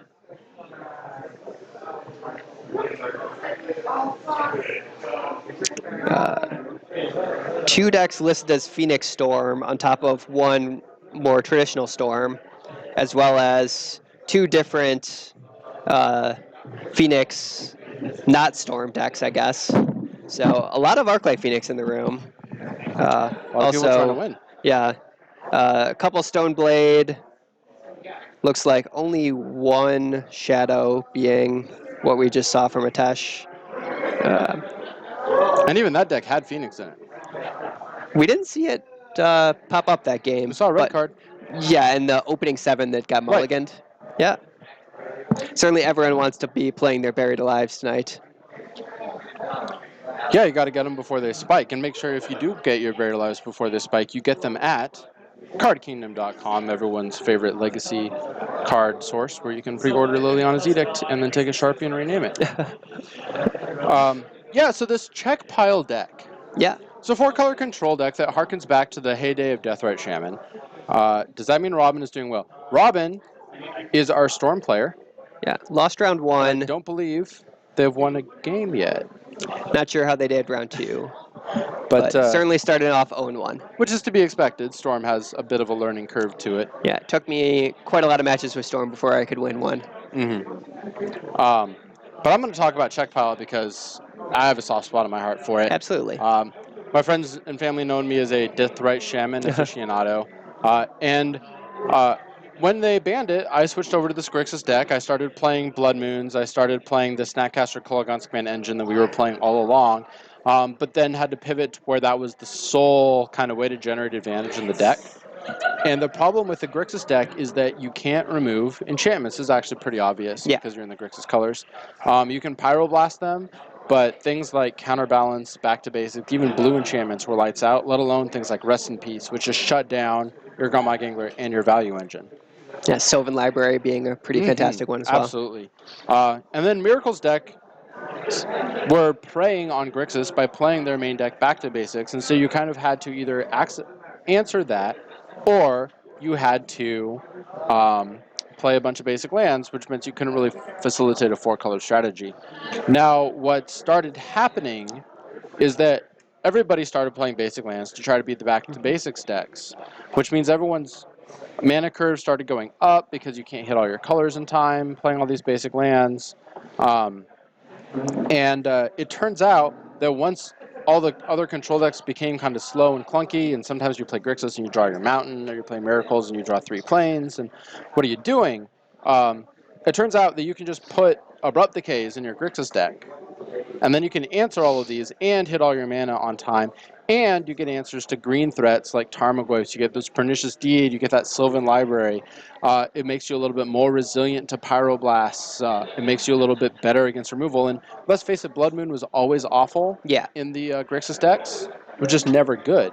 And so not being able to play that card is just not a loss at all. Yeah, it seems like the only downside is specifically the card Wasteland, which we saw be a big issue for Greg in that last match. Sure. But absolutely, that's a consideration. Yeah, you're losing equally to Blood Moon or Back to Basics or any of the, complete Haymaker enchantments. But your Delver matchup, and that may be a metagame call for Seattle. Seattle's not a huge Delver metagame in our little corner of Legacy. But you still get to play the same removal suite that Grixis does. You just don't have... You only play 2 basics instead of the full 4 or 5. But you still have your bolts, your pushes, your K commands. You don't have Gurmag Angler, but that card's bad anyway. Yeah, I'm actually really high on check pile right now. I'm not playing Assassin's Trophy. I'm just playing Abrupt Decays. But I like what green adds to the sideboard. I like those options.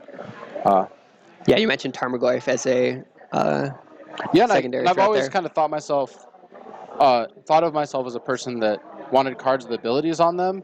But after pivoting to a control player, just being able to play a 4/5, it does great things. And again, in the mirror, you have Baleful Strix is dying, so it's actually a 5/6, which means it beats Gurmag Anglers. True. In the mirror, the pseudo mirror. It blocks Thought-Knot Seers, it blocks Reality Smashers. Just being a 4/5 or a 5/6 is pretty good in Legacy right now. Yeah, in a world where you don't have to worry about Fatal Push quite as much, it does seem like Tarmogoyf is just an upgrade over Angler. Yeah, and it's a sideboard card. Yeah. So you're boarding it in against combo, you're boarding in against miracles because they're cutting their swords to plowshares against. Makes sense. It's just I've been having a lot of success with it.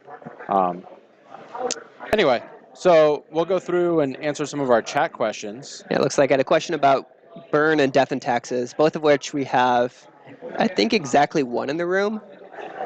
I have a white deck.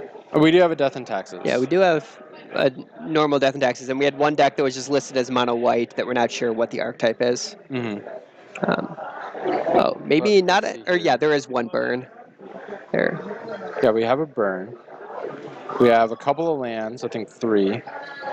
We don't have points on our sheet right now. We But we can have take a round guess. 1 at least. So, or one burn player at least, one round 1, and then. I believe all of our lands players lost. I think we checked that last round. Yeah. Lands lost. Looks like one Death and Taxes player, also one round 1, but paired against Tom, so not necessarily. Tom is playing the Phoenix Storm. Yeah, the Tendrils of Agony version. Probably a rough matchup for Death and Taxes in round 2. Let's see. Yeah, certainly have an opportunity to get either of those decks on camera later on tonight. Delver with Spice. Painted Stone, Stifle Knot. 2 Painted Stone. Yeah. In here. Oh, Nick Ragazzo, the deck that we thought was Replenish is actually Painted Stone, which makes a lot more sense because it's a real deck. We have Sean playing Bomberman, Nice. which is an interesting brew. It just plays Chalice of the Void and the Bomberman combo and the Lion's Eye Diamonds, and you get a lot of synergy with what is it? Arc, the Salvagers card, Auriok Salvagers. Auriok Salvagers, yeah. Bringing back things like Walking Ballistas and Chalice of the Voids and a bunch of really just delightful things. Franco Bully wants to know if I've considered Choke in the sideboard of my 12 Island deck. That is a no. With the Choke, I can only tap my Swamp, my Bayou, my Badlands, and my Sunken Ruin, because Sunken Ruin is a fantastic Magic card that everyone should be playing in their Grixis deck. It allows you to play turn 1 Island into turn 2 Hymn to Torak. There's nothing else I'd rather be doing in the world. Lets you play Jace the Mind Sculptor under a Choke. Lets you play Jace under a Choke. And untap all 4 lands you what are you spent doing? to cast it. It's like, what's that Choke card do? Nice Choke. Snapcaster Brainstorm. Yeah. Yeah. Or you could just decay their Choke, right? Which is the other option. That seems like a better option. When I play the deck, I'm splashing 2 decays in the main deck and a bunch of green cards in the sideboard, so it's a pretty light splash. Yeah. But how's Mono Red Prison in the Seattle meta? Well, it's good. Mono Red Prison's secretly one of the better decks in Legacy right now. One of the better prison decks. I would say it's definitely like a top 6, top 7 archetype, depending on where you draw the lines between the different blue decks. But I think Mono Red Prison might be the best non-blue deck in the format right now. It's kind of interesting because Legacy is a game of fractions of percentages, and metagames ebb and flow all the time. But I think Mono Red Prison is one of the best things that you could be doing. Just Blood Moon is really good against nerds like me who are playing green in their Grixis decks for no reason, especially getting in on turn 1. You have decks like Maverick, you have Delver variants that are playing 2 or 3 basic lands, but can't beat a turn 1 Blood Moon if they don't draw them. And the threats, because Mono Red gets to play new cards, it gets to play up on the mana curve where Wizards still wants to print cards. Yeah. Wizards is done printing well, we hope, broken 0 mana cards. And so being able to cast 3 and 4 and 5 mana spells, really 3 and 4, means that mono red is getting better every time a new set comes out. It's true. We're seeing Goblin Rabble Master's recent printing, Chandra Torch of Defiance, Hazaret, the Goblin Rabble Master with Mentor Master. I don't remember what that's called. But just straight up new cards. Karn, Yep. right? So I think that deck's a pretty good place to be, and it's kind of an understated, not often talked about aspect of Legacy decks is to play a deck that gets better with new printings, right? Tribal decks, Death and Taxes, decks that are playing creatures and turning them sideways have the option to improve when new cards are printed, whereas blue, Cantrip, Force Bolt decks, those don't get better cards very often. Eventually you'll see a Mentor or Charmander, but those are definitely the exception, not the rule. Certainly the power of Ancient Tomb letting you ramp into the 4 and sometimes 3 mana cards that Wizards is willing to print above the power curve. Yeah. Uncounterable Negate, Race Linden brings up. This is Dovin's. Sorry, we don't have a browser to throw up on stream, so we're just going to talk about these as if you can see the card. But I believe this is Dovin's Decree. The blue-white Negate. New card coming out of War of the Spark. Essentially, Uncounterable Negate. Yeah, I think it's got legs. I think the blue-white control decks are playing Counterspell, and this slots right into the Counterspell slots. It's a little bit worse game 1 in case you're playing against a creature matchup, but I imagine Counterspell's on the list that you would take, on the list of cards you'd cut against something like a Maverick or a Goblins. Yeah.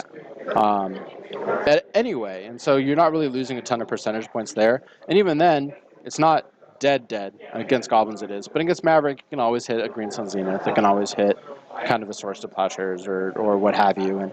And it's just very good against other blue decks, and especially against combo decks. Yeah. And being a card that's not necessarily dead late game, like maybe Flusterstorm or main deck Pyroblast could be. Yeah, Dovin's Veto, thanks for your Phage. Yeah, I especially like Dovin's Veto against Sneak and Show.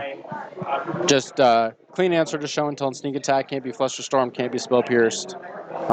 Really nice having that option. Dovin's ban. All right, chat. Just keep giving me names of this card that start with Dovin, and I'll believe every single one of you until we look them up. I really hope, the card's actually just named Teferi something. We've been the wrong blue-white planeswalker entirely. All right. Let's see here. We're looking it up. Just for you at home.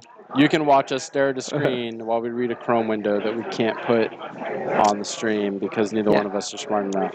Dovin's Veto it is called. Okay. Someone got it right at least. It should have been called Dovin's Decree because that's alliterative, and I should be in charge of naming magic cards. That way our edicts will say edict in the title. Who knows? Maybe they're saving that name for something down the line. Well, for a while, everything was an edict, and then they said, we don't want maybe the word edicts, but how about a synonym for the word edict? And then they printed, what was the dragon one? It was called, Shriek or something. But it was sack a creature if they control a dragon, and the title was a synonym for edict. Ooh, stuff like that just rubs me the wrong way. I know there was Sabo's Decree. That's Sure. Sabo's Decree is the it basically kills everything. You name a creature type, and then it wipes everything of that creature type, as well as getting them all out of their hand. Oh, that's right. That's what the Weird Rider was. I knew it had something. I really wish we could put up this new Teferi for you, but it's an interesting one. It's seeing a lot of discussion in the Legacy community, and unfortunately neither of us are blue right aficionados. Yeah, so, I'm not a Miracles expert to be able to say I gotta say how busted it's going to be. See what all the hype is about this card. Well, first of all, I just don't see this card on our spoiler list here. Did I miss it? Might be closer to the top. It should be in the multicolor section, I assume. This is riveting television for everyone at home. Well, okay, I don't think the card exists. We don't have the ability to pull it up here. But it's I'm supposed to scroll to the side. It's a 3-mana Teferi that starts on 4 loyalty, -3 to return an artifact, creature, or enchantment to its owner's hand, and then draw a card, and +1 to let you cast sorceries as if they had flash until your next turn, as well as having a static ability to prevent your opponent from playing anything except when they can play a sorcery. Yeah, my favorite part of this card is that if you play it and then you minus it, it replaces itself. Okay.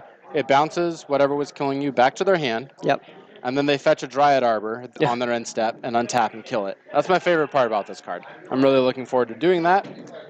Playing a lot of Maverick, a lot of Elves, and this card just looks really anemic to me. As a Grixis player, I mean, I guess I'm going to untap and Abrupt Decay on my turn. Yeah, I'm not sure. It's an interesting card. And putting your opponent into slow mode is very good in the control mirror. Basically says your counterspells are alive and all of their counterspells are dead. Shuts off all their removal. Doesn't let them Snapcaster mid-combat. You get a lot of value. Doesn't let them ever trigger any miracles, basically. Sure, that too. You get a lot of value of by just shutting down their ability to play instant speed cards. Yeah. But past being a passive enchantment, I'm not super sold on this card. I kind of don't get why you're playing this over something like... Yeah, if it's going to see play in Legacy, it's maybe a potential sideboard option in blue-white Miracles decks for either the mirror or other control matchups. And at that point, it's a question of, is it better than the other options if you just wanted a powerful permanent? No, this effect is new to Legacy. There's not another card for 3 mana that has the text, each opponent can only cast spells as a sorcerer. That's true. It's a 5 mana creature that's a 5 mana creature, so you can't play it. But having that effect is a new angle of attack, and it's really going to shine in control mirrors. But it doesn't have quite enough loyalty or ways to protect itself to stop your opponent from just untapping and killing it. Blue-white High Tide.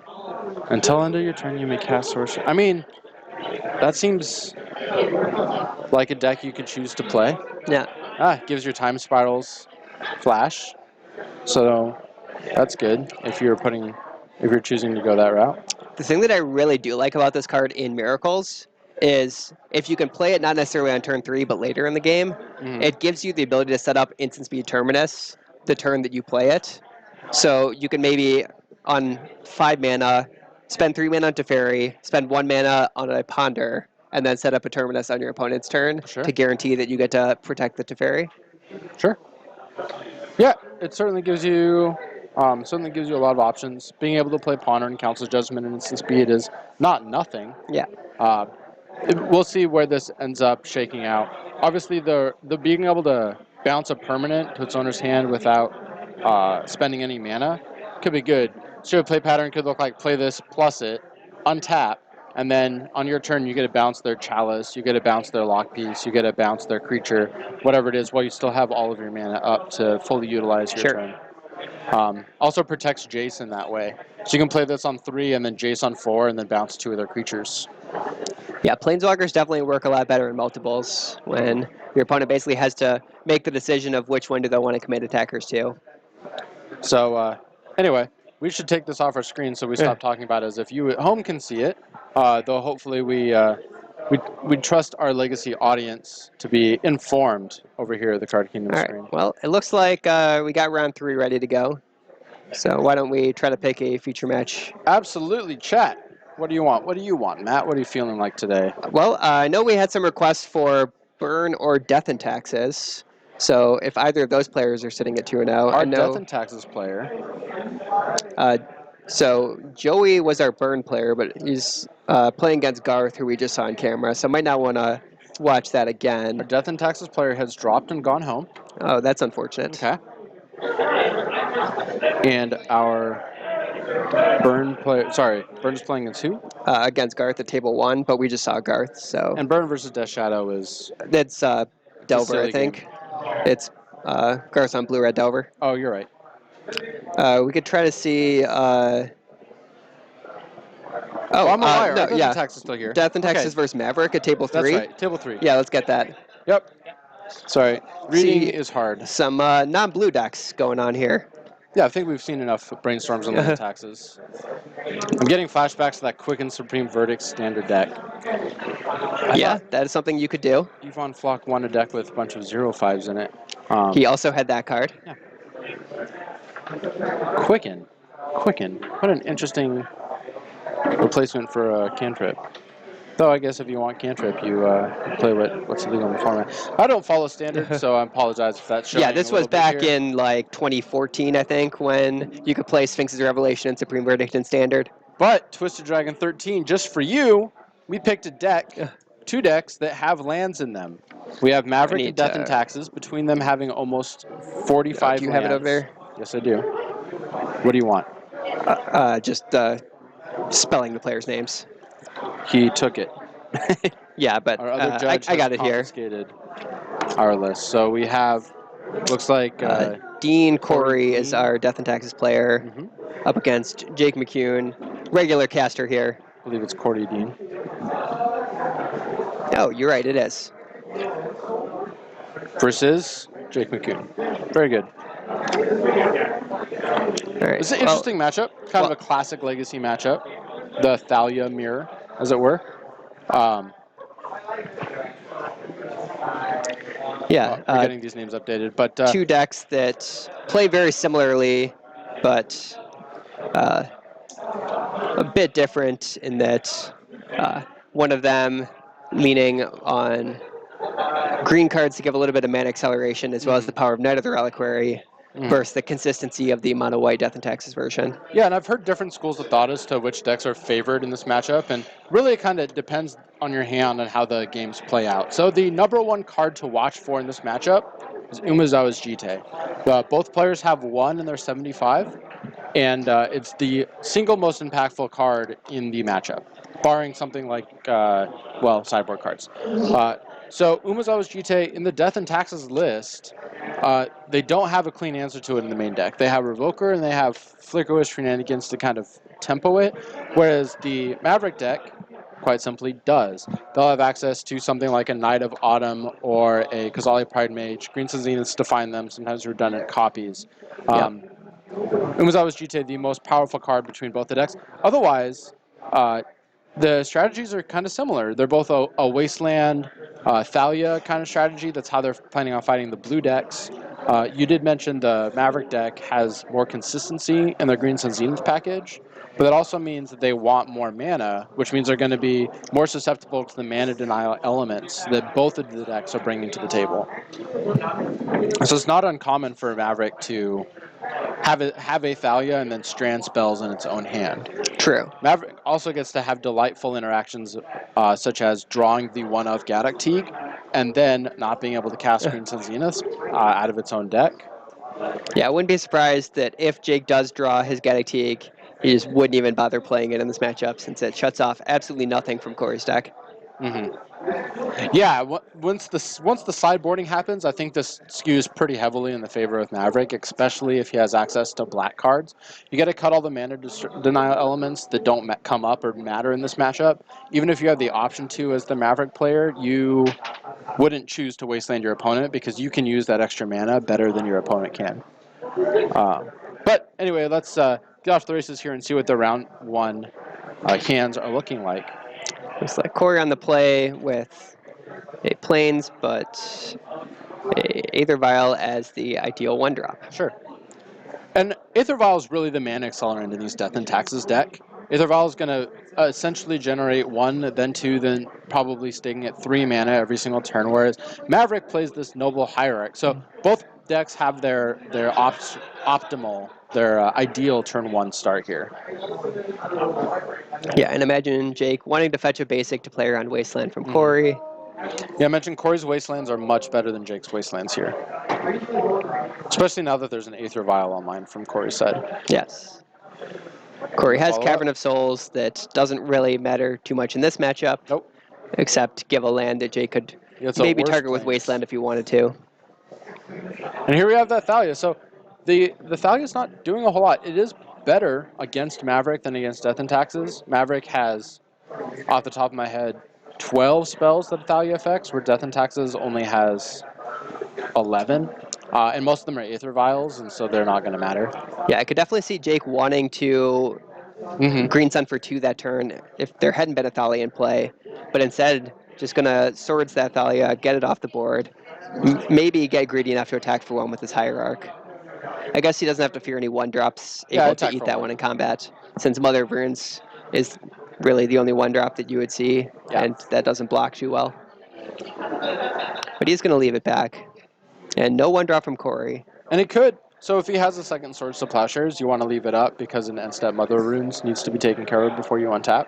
Absolutely. So there could be reasons not to attack here. And you also, there's the option to bluff all of the different possibilities in this hand.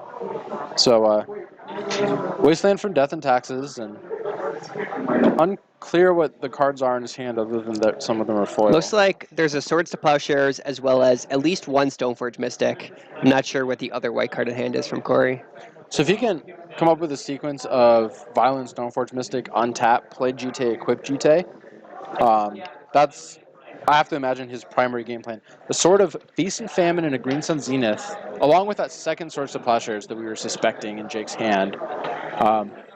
Unclear what the two cards in the back of his hand are, but this looks like a Zenith at 2. He's considering his options right now. It looks like Jake doesn't have any more mana sources, though. So if he taps out for the Zenith for 2, he's going to get punished by Vile putting in Stoneforge Mystic for GT. Sure. He also, well, we don't know what he's getting. So he has Kazali Pride Mage as an option. Scavenging Use he probably doesn't want. But I'm going after Squib Ranger on this board. Squib Ranger solves that problem. True.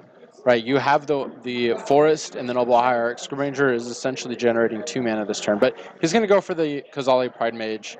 So at least he knows about the Aether Vial, and he identifies that equipment is what this matchup revolves around. He's going to get punished heavily here for doing that without the mana out. Yeah. I'm not sure Jake really had a way around this to beat both the Swords and the Stoneforge Mystic. It didn't look like he had a lot of options to come into the board this turn.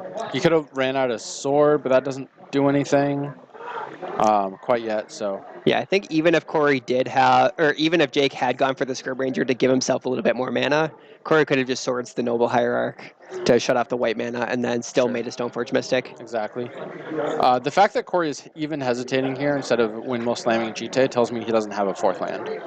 Just playing for a little bit for the long game. But if you have a 4th land, if I'm Corey, I'm Windmill slamming the GT and blowing up his mana.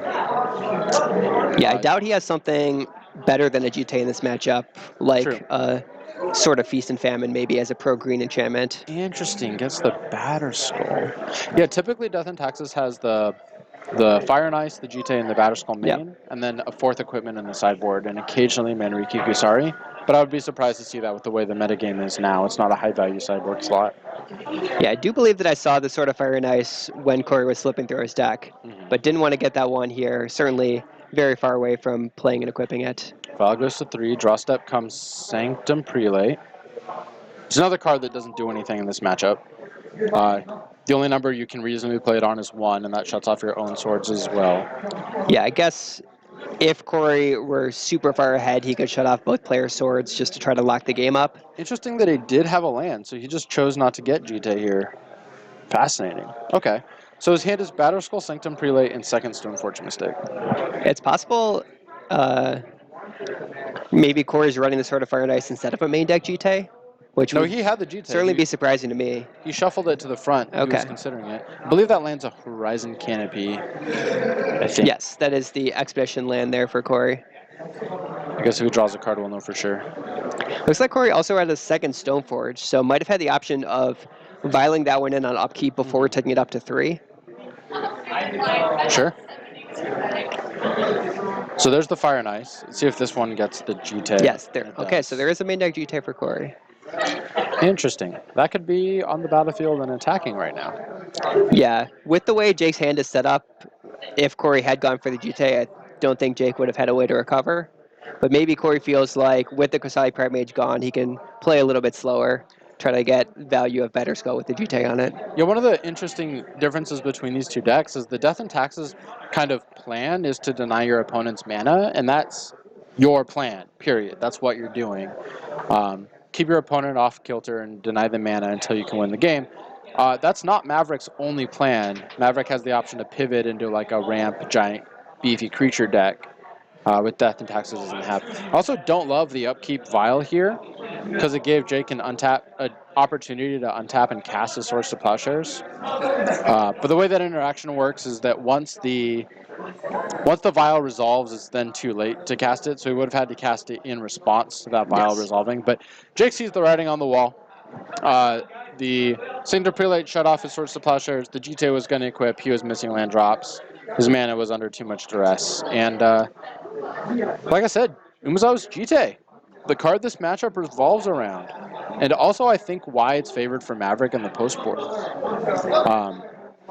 Likely, out of his sideboard, he's going to have at least one Knight of Autumn Reclamation Sage type card to Zenith for, an additional copy of that effect, as well as some number of either Assassin's Trophy or Abrupt Decay, as well as, if he's playing black, some Zealous Persecutions, which is just an all-star in this matchup. Yeah, definitely Jake having access to more artifact removal will give him an edge, but with the amount of mana disruption from Corey, I feel like he still has runaway games where if he can just cut Jake off early mana, then Jake basically doesn't do anything the entire game. And I did see Zealous Persecutions and I believe an Assassin's Trophy coming in from Jake, so he does have access to that black splash. Meanwhile, Corey's sideboarding is interesting. So he's going to have access to probably some Planeswalkers. Rest in Peace is fine, not great in this matchup. But I think both players are cutting their Thalias. Yep. Maverick's cutting their Gaddock Teagues. Corey's cutting his Sanctum Prelates. And really, we're just trying to play... Death and Taxes wants to play like a mid-range, almost Delvery strategy, kind of get in with flyers, kind of keep you off balance with Flicker Wisps, that kind of thing. And Maverick just wants to play like giant, beefy creatures, like 6/6 after 6/6 after 6/6, back it up with a Mother Room and some equipment. It'll be really interesting. Corey's path to victory is to try to destabilize Jake's mana again. Jake's path to victory is to get 4 mana every turn and just kind of run Corey out of resources. The Death and Taxes deck doesn't have a lot of ways to come back if it ever gets behind on board. Yeah. We see Corey boarding in additional Phyrexian Revokers for even more potential mana disruption, as well as, I think, some Council's Judgment to give him his own ways to remove equipment. Yeah, notably that works through Mother Runes. Death and Taxes, I haven't seen it from Corey, but they do sometimes have access to their own -1/-1 sweeper. I believe it's called There's Holy Light, which gives non-white creatures -1/-1, Sure. which unfortunately doesn't kill opposing Mother Runes, but could sweep up Noble Hierarch or Scrib Ranger, some of the creatures in Jake's deck. It's worth bringing in, if he has it in a sideboard, it's worth bringing in here, but it's not a very commonly played sideboard card. And then that in Cataclysm, but Cataclysm isn't even very good against Maverick because often their one creature is going to be bigger than your one creature. Sure. The other neat innovation that Maverick started playing, which I think has pushed this deck up to be a consideration, a metagame contender now, is they're playing multiple Tireless Trackers as well as Magus of the Crucible in the main deck. So they have a way to green some Zenith for a way out of Mana Screw. Yeah. Which also sets up cool draw engines with Horizon Canopy and Tireless Tracker playing fetch lands out of your graveyard. There's a lot of synergy there. So going long, this game favors Maverick. That's going to be what Jake's trying to do, and Corey's going to try to stop him from going long. It'll be interesting to see how this matchup ends up playing out. Yeah, it feels like now knowing what he's up against, Jake can pretty easily keep a hand that can keep him alive long enough to set up that powerful late game. Just maybe, 1 or 2 swords, or maybe actually having enough mana to cast his spells, not getting stuck on 2 lands. All reasonable options there. One thing that I'm curious about is Jake's boarding in a lot of black removal spells, both the Abrupt Decays and Zealous Persecutions. Yeah. And I would guess the only black source in this deck are maybe 1 or 2 Bayous, maybe a Scrubland. Yep. So Usually if Corey can wasteland him off all of the black mana, that might be a good way to shut Jake out of the game. Yeah, this matchup's kind of a dance where you really want to get Forest Plains Noble Hierarch and then fetch your black mana the turn you play your first black spell, and then treat all your black lands as a Lotus Petal, because you can't really stop Corey from taking care of each and every one of them, or you could get your Magus of the Crucible. So, all right, well, this looks like not a great hand for Corey. I see a Mother of Runes, a Batter Skull, and a bunch of lands. So you have a Mother of Runes and an Aether Vial, which makes me want to keep this, but you're right, there's no business. There's a Rishon Import. I think there's I think you have to double keep port this. as well. I think you have to keep this as your death and taxes. You can't really mulligan a hand with like lands plus spells. Playing a white deck. Yeah, it doesn't feel great from Corey's side, but maybe good enough that he does have to keep it. Ooh, and drawing another port off the top. Probably not what he's looking for here. I only see 6 cards from Jake, so he may have mulliganed, or there may be something hiding under his hand, but this looks like a 6-er. Nope, I'm wrong. All right, well, once again, both players having their ideal one drops. Oh, Thoughtseize out of the sideboard. Thougeize is huge. Not every Maverick list anymore is playing it, but being able to strip equipment, being able to strip planeswalkers, whatever the payoff card is for Death and Taxes, is huge. He's not going to cast it, though. He's going to continue developing his board, probably saving his Thoughtseize for the turn after a Stoneforge Mystic comes into play, because really the equipment is the highest value cards that you can be taking. Yeah, especially if you can develop a very powerful 3-drop here. Knight of Autumn, blow up your Aether Vial? Wow. Yeah, that's really rough for Corey. And now you see Maverick kind of taking the Death and Taxes game plan against Death and Taxes.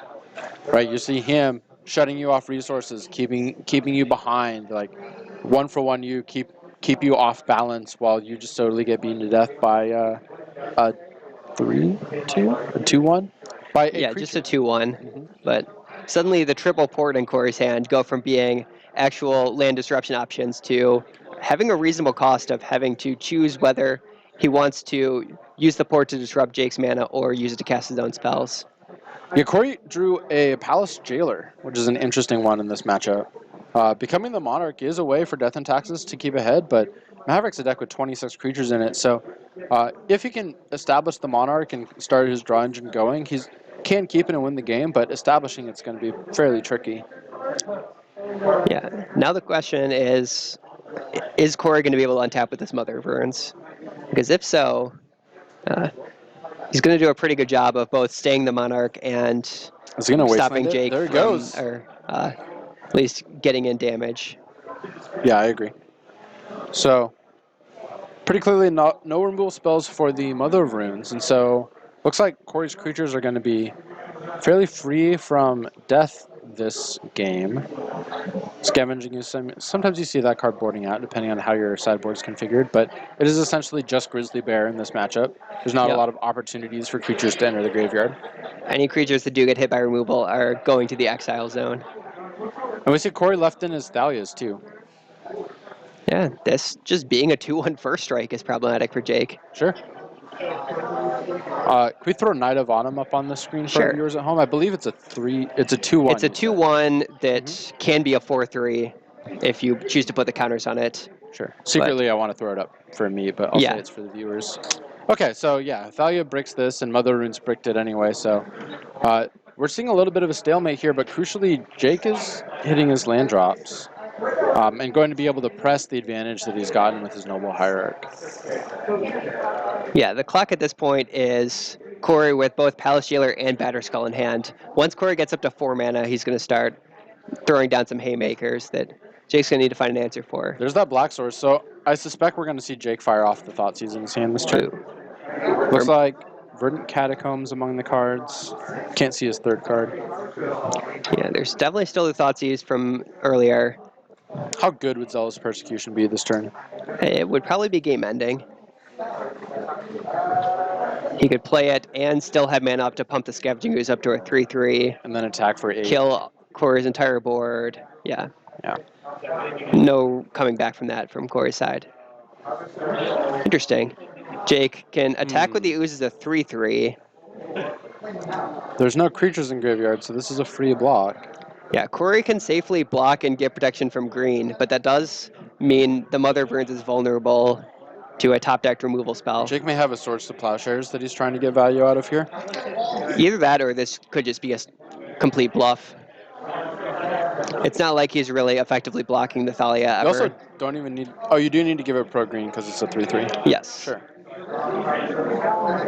Jake is... Yeah. This is a bounce anyway. They're not gonna... Nothing's dying. Yeah, if Jake does have a instant speed removal spell, he might be considering whether or not he wants to kill the Thalia or the Mom. But Yeah, it's interesting why the Mother Runes is even tapped here. And is it giving pro green or pro white? it's definitely giving pro green to the Thalia after it blocked. Oh, no, I'm never mind. But we'll see what the follow-up is for Jake. This looks like a post-combat Thoughtseize, and Keep yeah. thinking the Grizzly Bears at 2-2. Okay. All right, insane Thoughtseize. I imagine this is taking Batterskull. No? Jake disagrees. I like Batterskull there because if he becomes the Monarch, it's really easy for you to steal it back.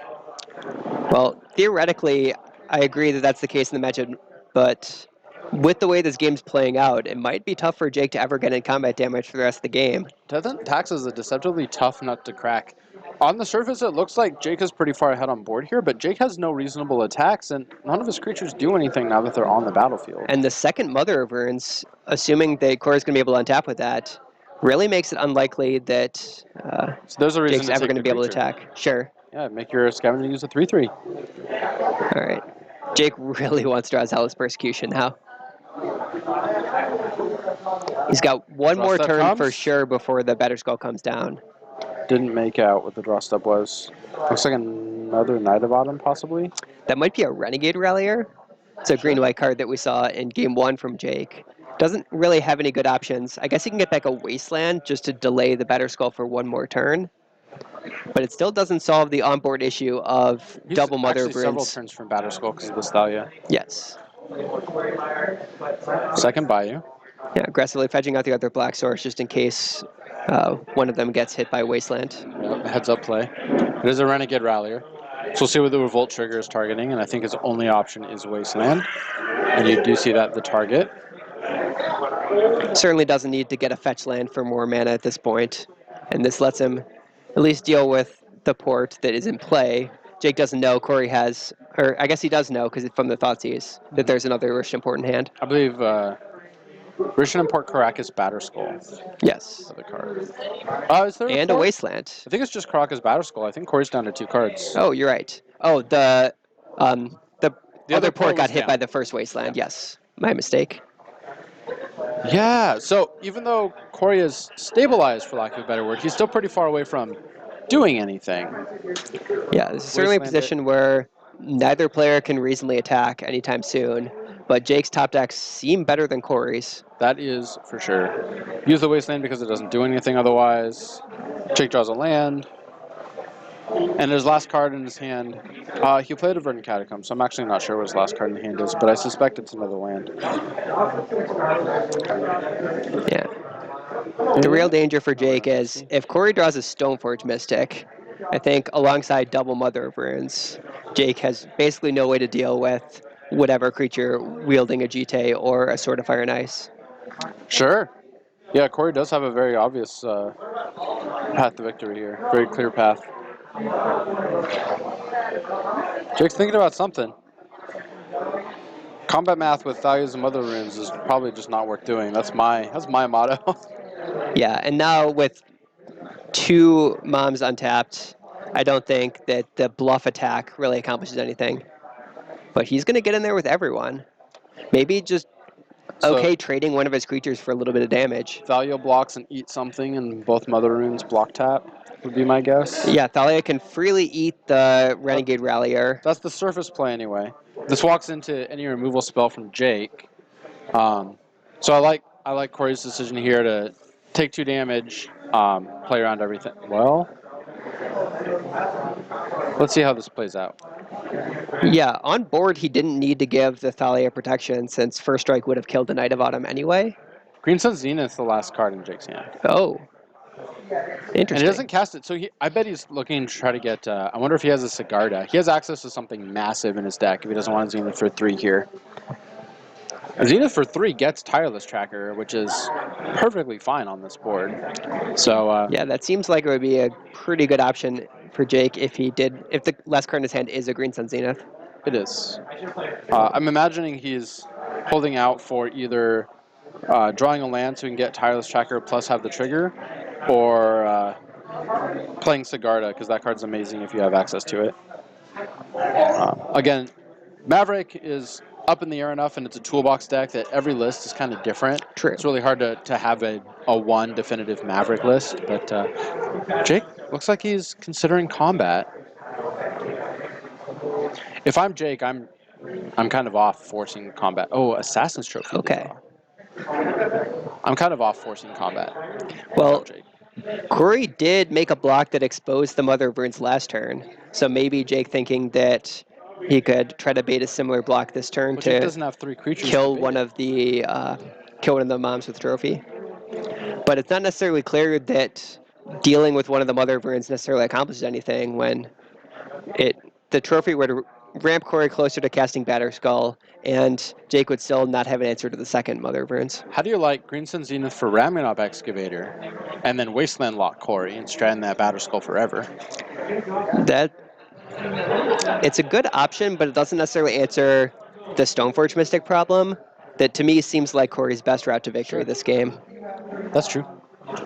I think if Jake did have Tireless Tracker in his deck, I would be very tempted to go for that. The trouble with Tireless Tracker is you break your fetch land and then you don't get a Tireless Tracker trigger. Yeah, So, you don't get the immediate Recruiter.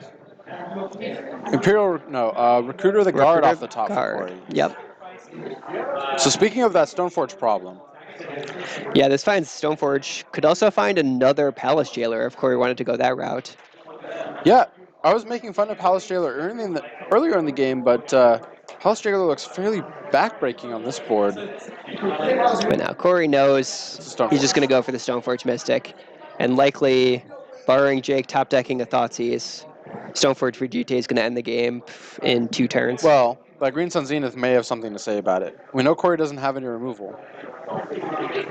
So if you can Green Sun for a second Knight of Autumn or a Kazali Pride Mage, that's true. He could just answer the GT.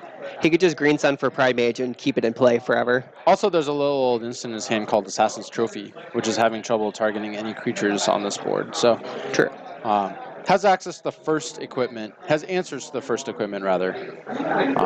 Basically, no matter what. Survey says, Kazali Pride Mage off the top. Nope. What is it? Noble Hierarch.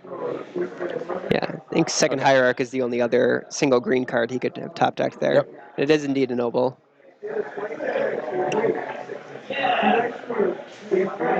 So Stoneforge's not in play yet. So don't have to worry about coming down. This gets you 1 mana. So now you have access to making that Tireless Tracker plus Clue line. And you're a land away from getting a Sigarda, if that's Jake's plan. Sure.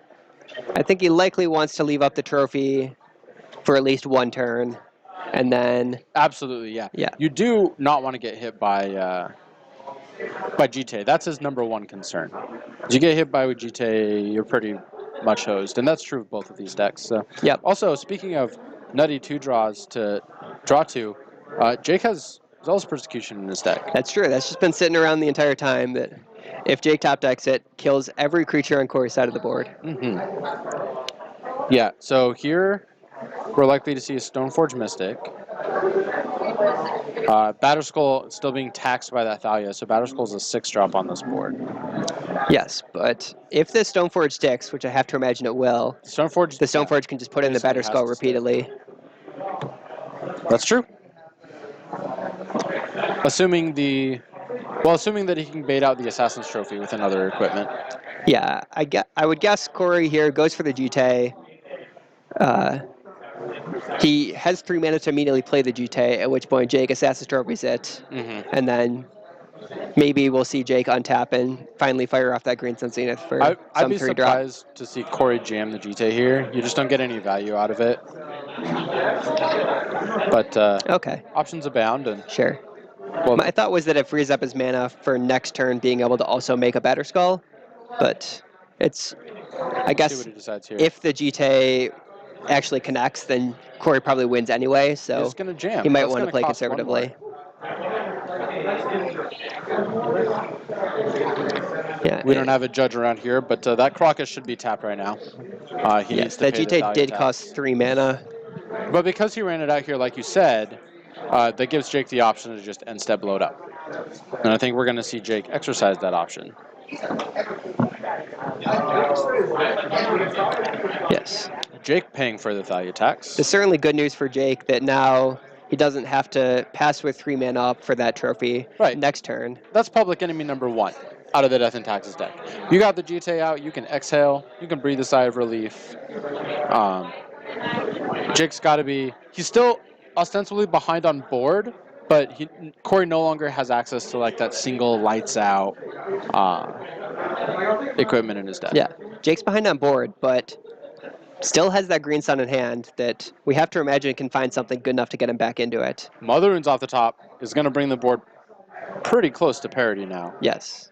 And if Jake wasn't willing to fire off the green sun that turn, it definitely looks like he is saving it for a 5-drop. Yeah, and Sigarda would be the one that would come to mind. He does know about the Batterskull in Corey's hand, so he might be trying to hold it for a way to blow up the Batterskull after it comes down. Sure. Yeah, that's very plausible. Mother Runes does let you... Well, see, that's another little angle of this Maverick deck being two-colored, is that Mother Runes can't make a creature unblockable like Jake's can. Corey's Mother Runes cannot, rather. Yeah, now that Jake has a white creature in play. Aether Vial off the top. That should, not what you want. Corey does pay the Thalia tax this time. Feels like drawing a Noble Hierarch, but there you go. So, do you think if Jake draws a land, he's going to Windmill Slam Sigarda here? Or do you think he's saving it for the Batterskull? It's one of those two. Well, without knowing Jake's deck list, we can only speculate as to what really expensive creatures he can get with this Green Sun. Okay, so it's firing it off. This Going to get a 2-drop. This is a Green Sun for 2, so definitely going after that Kasai Pride Mage at this point. Unless there's something that we're not thinking of. Okay, does go for the Pride Mage. Now having additional Batterskull insurance. Sure. Correctly identifying that that's Corey's plan this turn. I like this. I like this play. Not exposing it to Swords to Plowshares. Not exposing it any more than he has to.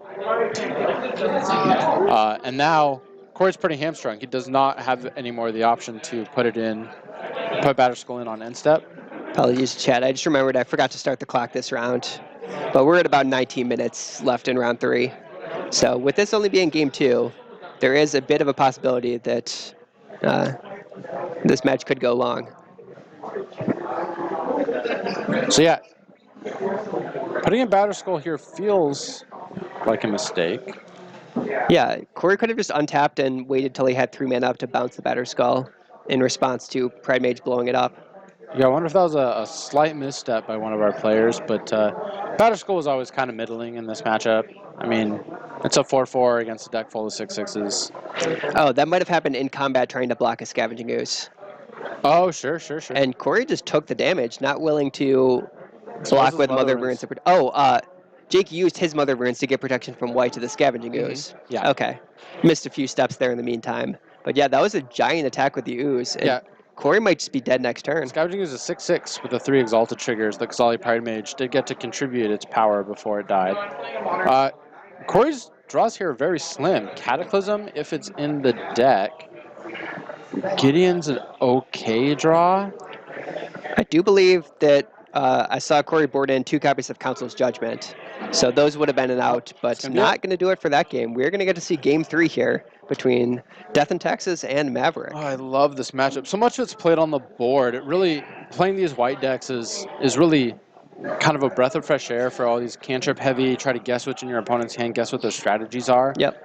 You kind of just put everything on the board and you say, I have 2 Mother Runes and you have 1 Mother of Runes. I attack you. How's this combat going to end? And you have all these permutations and all the complexity is on board and also has a little bit of feel bads because if you lose an exchange, you feel awful because the information is all right there for you. So, yeah, definitely in the 2 games we've seen so far, we've seen both ends of the matchup where the games that Corey wins involve him disrupting Jake's mana long enough to just stick a creature with equipment and win very quickly. Mm-hmm. The games Jake wins take 35 minutes on the flip side of things where things go very long. So as Jake shuffling, I did see a Tireless Tracker. Be surprised that card wasn't there, but you really see the mana denial kind of tempo plan of Death and Taxes doesn't work against Maverick. It's not doing the kind of things that you're set up to deny. They have basic lands. They're not playing instants and sorceries. They don't rely on cantrips as part of their mana base like a lot of these blue decks do. Gideon's in the Death and Taxes sideboard. Yeah. The other way that you can kind of angle shoot Maverick is with Flicker Wisp. Maverick doesn't have a lot of removal and a lot of ways to block flyers. So you can actually just fly over a lot of their draws. Corey here is going to count his deck to see how many cards are in it. Yeah, it does seem to me like in the games where both players have an active Mother of Runes, then finding that one evasive creature in either player's deck might be one of the only routes to a fast victory. Jake's got a Scribranger, and I would say probably not. I just have no idea if he has a Sigarda. No information there. He was sandbagging the Green Zenith to deal with Sure. equipment, which is a heads-up play, because, like I said, the equipment are really the axis that this deck is, that this matchup revolves around. The equipment in this deck is like the Jace the Mind Sculptors and the Control Mirrors, right? Jake did fire off a Thoughtseize, I believe, on turn 3 of that game when he saw both the Palace Jailer and the Batterskull. Mm-hmm. So he knew the Batterskull was there pretty much the entire game and just had the game plan of saving that Green Sun Zenith to specifically deal with that. Yeah, it really shows a lot of knowledge for the matchup. Like I said multiple times, I would have got my sweet value engine online, and who knows if I would have even had the answer. If I had the same cards Jake had access to, I would have lost that game. But I would have had a Tireless Tracker in play while I did it. So yeah, I think heads up play to Jake. The Tireless Tracker had an option of getting a lot of value, but the way that game played out, Jake didn't end up drawing too many lands. No, so I might don't have only think he'd do gotten another one. 1 or 2 clues for the entire rest of the game. But either way, we're going to get to go to Game 3 here with Corey back on the play. We saw play draw matter a lot True. in this matchup. Corey played a turn 1 Vial on the draw and then subsequently got immediately blown up by a 3-drop. That can't happen if he's on the play. So we'll see Death and Taxes have the ability to get their mana online and get a little bit ahead of their opponent here. But no turn 1 Vial from Corey this game. Gonna just have to settle for turn 1 Mother of Runes. We'll see if Jake once again has the optimal turn 1 Noble Hierarch. Oh, he's got to plow them on. That Sure. probably even better for Jake. Get that one off the board while he still can. This does mean he has to fetch a Savannah rather than being able to get a basic. That's a Scrubland. Oh, okay. Yep, Scrubland and Savannah famously have the same art. A bit exposed to Wasteland, but thankfully for Jake, Corey does not have one in hand. Yeah, it was a Verdant Catacombs forcing the off-color fetch here. And he has a basic forest in hand, so in a perfect world, the Scrubland and Forest get Jake access to all of his black and green spells, but you get punished, like you said, by Wasteland. Luckily, that doesn't appear to be present. Jake has access to a Noble Hierarch as well. Bayou comes off the top, so his mana should be fine this game. This time, Corey right away going for the GT. Not going to play around with Batterskull shenanigans. We'll see. Does Jake have a removal spell in hand for this GT? I don't believe I see one. Let's see, Revoker, GT, Mother Runes, Karakas among the cards. A Recruiter and that card, which is Path to Exile. Yeah, Corey's hand is fantastic. He has the Mother Runes to protect his creatures, has Path to Exile for removal, as well as Recruiter to tutor up whatever he needs if Jake somehow answers this GT. Yeah, he has the option to go Mother Runes, Violent, GT, and just kind of force Jake to have an answer. Looks like that's the line he chooses to take. Haven't seen Jake's hand yet, but he does need to answer. He has the trophy. Yeah. Okay. Pulled right to the front of his hand. Jake knows what's going on here. He knows what he's about. He's going to have to kill that GT on Corey's turn. Out of the Reliquary off the top. And like we were talking about, once you kill the GT, that's kind of your path to victory here. That's something that has to happen in order for you to win the game. It has to happen at some point. Yeah, we did see in Game 2, Corey had the option for Recruiter of the Guard getting Palace Jailer rather than getting the Stoneforge Mystic to try to win a game by being the Monarch. And we'll see if this game he has a similar decision of playing Recruiter of the Guard as a follow-up here, and what creature he gets might decide how this game plays out. Gaia's Cradle, the play here, wants to protect his Bayou.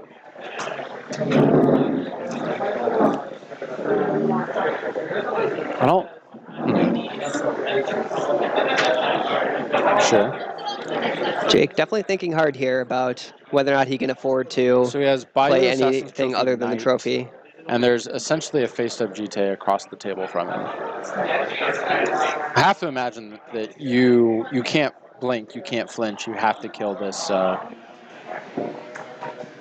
this GT here. Although I guess one hit from the GT doesn't remove your Knight of the Reliquary. So that's the difference between Death and Taxes and Maverick, is like Maverick can take 1, maybe 2 hits from a GT without losing the game. Death and Taxes really can't. Yeah, theoretically, if Corey had no follow-up, then the Knight would be good enough for Jake. But we can see Corey has that path in hand, as well as multiple Revokers. They would be able to shut off the Knight. On the Mother Runes to make it unblockable and force those counters on the GT. Yep. So Jake passed with all of his mana open. Let's see if he traps Corey here into wasting a turn on the equip, and it looks like he does. Corey says, "I call your bluff," and he's going to get punished for it. Yeah, it does lose out on a couple mana this turn, but he will still be able to play a 2-drop post-combat, thanks to the land he's getting off this trophy. He has access to Phyrexian Revoker, which could name Noble Hierarch, among other cards. I believe Path and Revoker are the only options this turn. Yeah, I think Corey has 2 Revokers in hand, so probably can safely run out the first one on Noble Hierarch and save the second one for a other option if he needs it. Yeah, I do agree with that. Death and Taxes really thrives if you get to irritate your opponent's mana base, and I have to imagine that given that option, it's something that you would choose to do. Additionally, Path to Exile on Noble Hierarch feels bad. This does cut Jake off of having any creatures in play for the Gaia's Cradle. It does. But so also gives them the mana back from the path. Yeah, so he does go from 4 mana down to 3, but Revoker would have accomplished the same thing. Yes. So I'm not in love with that play, but I can respect it. Corey has just as much information as we do, which means he also knows that Umezawa's GT is the most important card in the matchup, and his is dead, which means he can safely name Umezawa's GT with this Phyrexian Revoker. That's true. And shutting down that path to victory out of Jake's deck. Yeah, but now Jake probably just going to play a 3/3 Knight of the Reliquary. Try to use that one to stabilize the board. Sure. I think he can even play a follow-up once he turns on his Gaia's Cradle. Not sure if he chooses to or not. I think his follow-up is Ghazali Pridemage. And Jake's been reticent to expose that, but he goes ahead and does it. So this is going to be a blockbuster turn if Jake can untap with his Cradle tapping for 2 mana. He can play Sword Equip, which is going to be very good. Corey has 2 Revokers, but doesn't know Jake has a Sword of Fire and Ice in his hand. I imagine the one Revoker at least is going to come down, and it's going to name Pridemage. Yeah. Now that Corey picked up a Thalia for his turn, probably see him, plays the Thalia and then can play Revoker on the Ghazali Pridemage. This both means Pridemage won't be able to blow up the Revoker, and Jake might not be guaranteed to be able to play an Equipped Sword next turn. You kind of have to name Pridemage, because if you don't, then the Pridemage is going to blow up your Revoker. Yes. If Jake doesn't want the Revoker there, he has the option to blow it up unless you name Pridemage.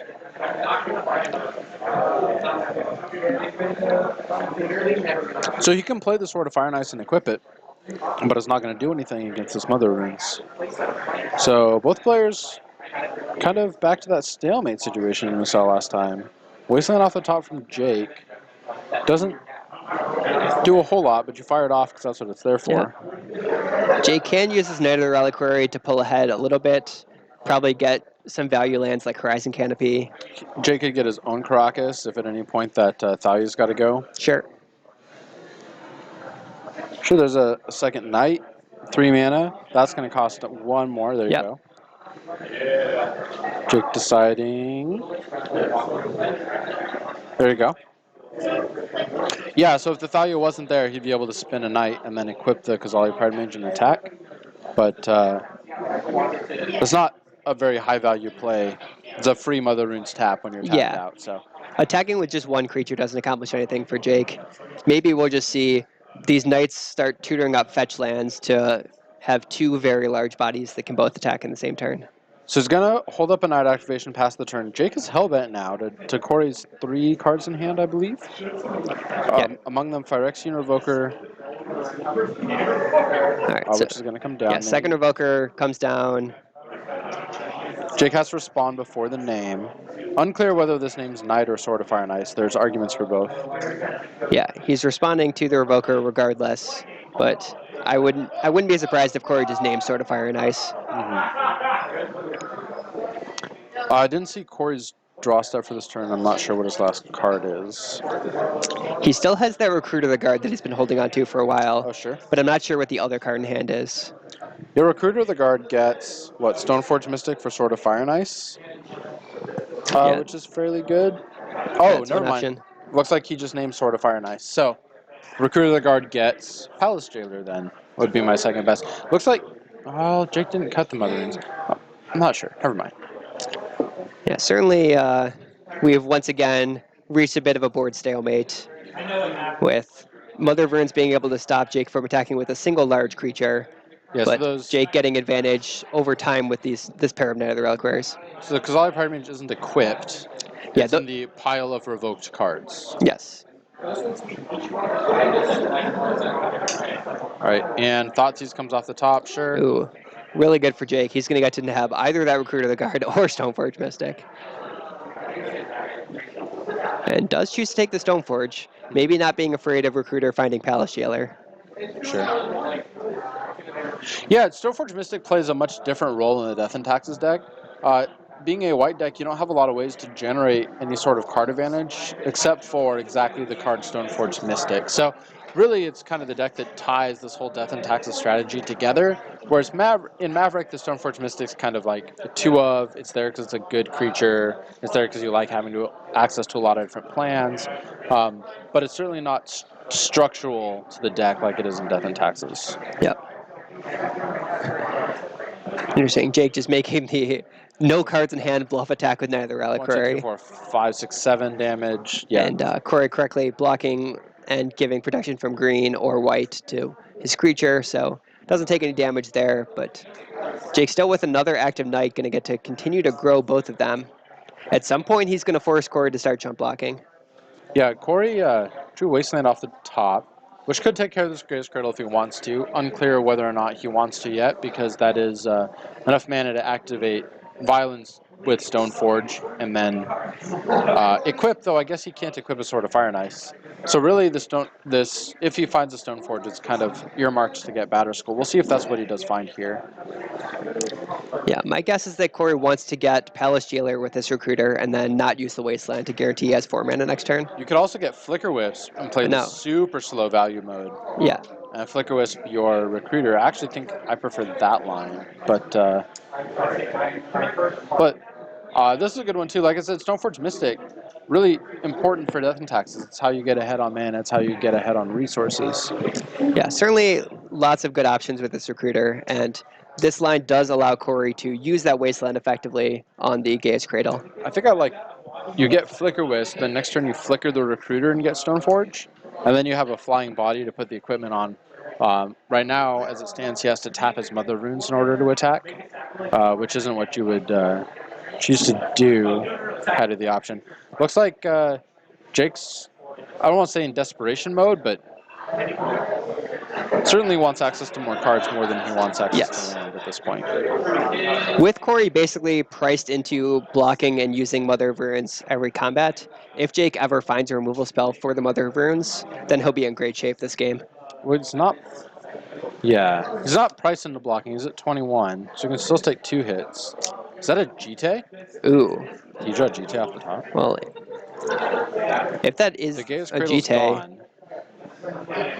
so with 2 Knights, he could actually get 2 more mana to play and equip it. This is an interesting attack. Oh, he remembers the Kazali Pirate Mage. That card can turn sideways. Well, it's but still not equipped, so the Pride Mage should just run into a First Striking Thalia. At least I hope that the players remember that that's not equipped with Sword of Fire and Ice. Obvious block, sure. Yep.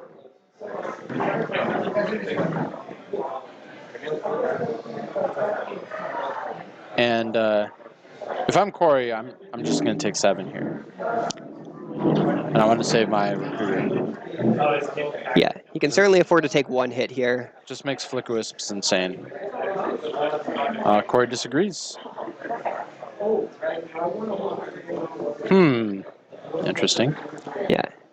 Maybe a small misstep there from Jake. It looks like Jake drew his own Mother of The Sylvan Runes. Library is the last card he drew. It's not a GT. All right, so next turn, Mother of Runes can make the play we saw in Game 2 of give protection from white to a creature just to allow a massive unblockable attack. Yeah, Jake is playing this really aggressively. I think I would tend to have a little bit more controlling of a play style. And that's only because you know that the GT is gone. Yes. And essentially the Sword of Fire and Ice is gone. Especially now that Corey uses the Stoneforge to get Batterskull, which gives him a black creature as a blocker. So that no longer allows Jake to make unblockable attackers. Yeah, by doing that attack, he was able to clear a creature. But he would have gotten a creature without attacking with the Ghazali Pride Mage as well. Yes. Especially he can dream of killing the Revoker on Pride Mage and then using the Pride Mage and equipping swords and doing all sorts of stuff. But the Sylvan Library is not going to be cast. Well, whatever Jake drew, he really... Oh, that is Zealous Persecution. Okay, so this card, let's throw it up because it's just a blowout. This card is an uncommon. It's not even a rare. It's a card. It's a build around uncommon from the set Alara Reborn. And what it says is you win the game. Yeah. It's pretty good.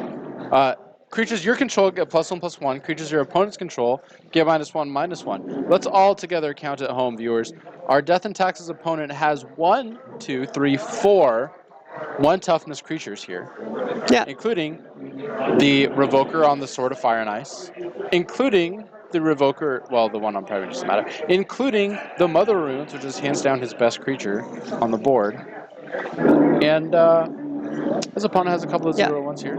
2 mana, kill 4 of your opponent's creatures, plus the additional rub-in of give +1/+1 to each knight. This match is now gone to time. Yeah. Okay. We are in time. We're getting that announcement. But think Jake, off the top of his deck, is going to be able to find a way to navigate this game to a conclusion here. I imagine one of these Stoneforges have pro-white. Batterskull could come in. Let's see here. Jake's Mother Rune is preemptively tapped? Yeah, he did tap the Mother of Runes to give protection to one of the Stoneforges in response to that Zealous Persecution. No, Jake's Mother Runes is tapped. Yeah, Jake gave protection to one of the knights. Interesting that you would do that before blocks.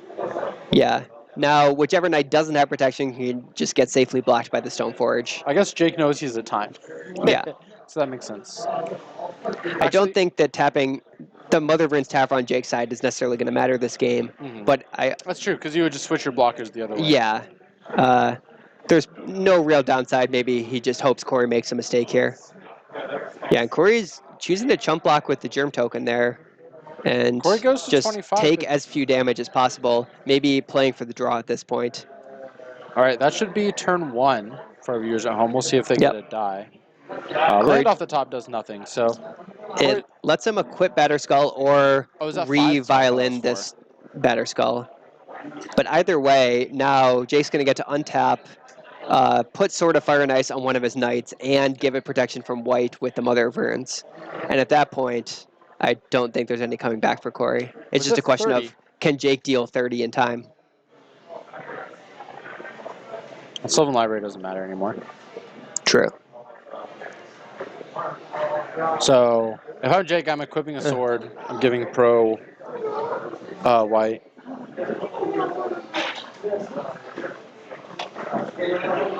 And I'm seeing how much damage. I think Jake drew a Green Sun Zenith, so he might just be trying to blow up the Batterskull here. Sure, I like that. This doesn't let him equip the sword this turn, but I don't know if that's going to matter. Maybe he just needs to inflate his knights as big as possible. Yeah, this is now +2 on the knights, so I think now both sitting at 9/9. It's getting a Knight of Autumn, sure. Even better. Yeah, goodbye Batterskull. Hello, massive attack with the Knight of the Reliquary this turn, and potentially a massive attack with 2 knights next turn. This game's looking like a draw. I don't think Jake's going to be able to pull this out. So this is turn 2. He's going to get 1 attack after Oh, this. Jake forgot to get protection with the mom. That might be what ends up forcing this game to a draw, because he just missed out on potentially 9 or 10 damage that turn. This is Jake's last attack. He's going to be short. Yeah, I don't know if he's going to make it. he's going to make as big an attack as he can. If he had 1 or 2 more games, that like Jake is unrecoverably far ahead on board, but this is an attack for, let's call it, probably like 29. Well, certainly the knight that doesn't have protection is just going to get chump blocked by Stoneforge. I was just taking... What's happening? Oh, looks like Corey took all the damage. Oh, it was only in a 30 down to 17. So it was an attack for 13? That doesn't even make sense. There were 2 creatures. Well, regardless, Jake's not going to get an extra turn. This should be turn 4. So, yeah, Corey wins the game with a 3/3 flyer versus 15-something. It's got to be more than 15. Probably 30 power on the board. oh, it looks like Jake is getting 1 more turn here. So he might be able to force a chump block. But I do think even if that knight was a 13/13 last turn, if he has a this is going to be a little bit short. Unblockable, then that's an option. Or wait, no. So if it's a 13 power knight with a sword on it, that's 13 plus 2 from the Knight of Autumn and then plus 2 from the Sword of Fire Knight's trigger. This might be exactly 17 for Jake. Yeah, it's tough being a caster without knowing the power and toughness of the creatures that we're casting. But if you see Jake's graveyard, there are some lands in it, so those knights are large. Corey took 13 last turn from 1 on Black Knight. So, yeah, it looks like that's going to do it. We saw a handshake that I have to assume was Jake taking down that match. Yeah, it looked like Jake wasn't going to get the chance in extra turns, but could be that we had the wrong information on what turn it was, and Jake gets 1 more attack and is able to pull it out against Death and Taxes. Really interesting matchup between these 2 decks. Yeah. That was stressful. Yeah, there were a lot of... how do I say this?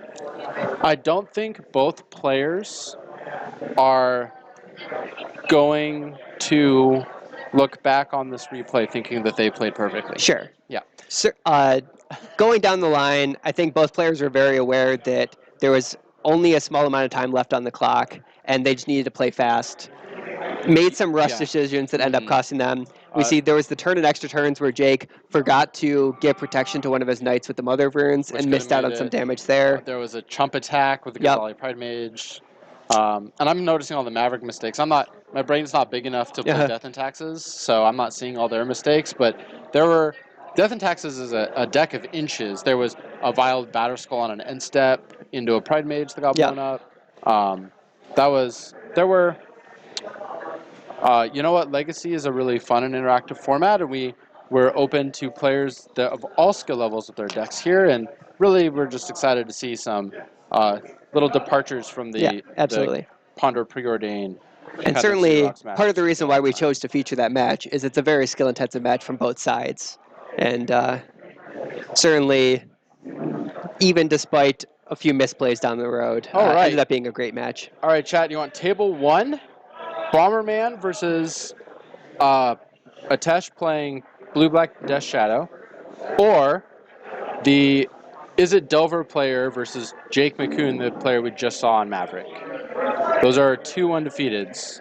Could also see tiebreaker. We have a number of 2-1s. Grixis versus Painted Stone. That's table 3. The 4-color deck from Greg, right? Oh, right. 4-color control. 4-color pile. Or we have Burn. I don't want to watch Burn. What else we got? Bomberman. Okay. Yeah. Table if those players are going to play it out, I wouldn't mind just seeing some nice table 1, top of the room action, featuring 2 fairly new, unique decks. Judge. All right, right back. I'm going to go tell them what table we want. Yeah, we'll work on getting that set up. I'm going to update the overlay before we head down to the match. But it should be, table 1 is going to be Sean Dagnan. Sorry if I'm mispronouncing your last name, Sean. But Sean is our lone Bomberman player in the room, up against Atesh Seraph Soy, who we saw on camera earlier, playing Blue-Black Death Shadow very expertly in the match that she won earlier today. These players sitting at table 1 at the top of the room, having a great day, and hopefully close it out in fantastic fashion. All right. Sadly, all of our sadly, I'll say all of our undefeateds did draw. Okay, so maybe we will not get table 1. So we'll get table 3. Table 3 is once again seeing Greg Mitchell on the 4-color pile deck versus Painted Stone. Yes. All right. I will get the overlay updated, and then we'll head down to the match.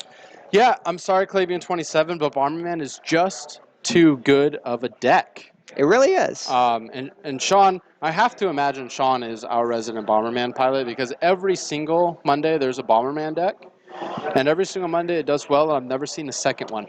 I've only ever seen one Bomberman strategy, and I got to tell you, it is impossible to play against. It's just a very good deck if you are exactly Sean. So we have Matt Saxon versus Greg Mitchell. Painter Stone versus 4-color Control. This is a matchup where I think as the 4-color player, you lose a little bit of percentage points because you don't have access to all the Kolaghan's commands you want. Right, well, it looks like, once again, I have the players on the wrong side, so I will get that fixed. So it's going to be Greg on the left playing the 4-color Control / pile deck.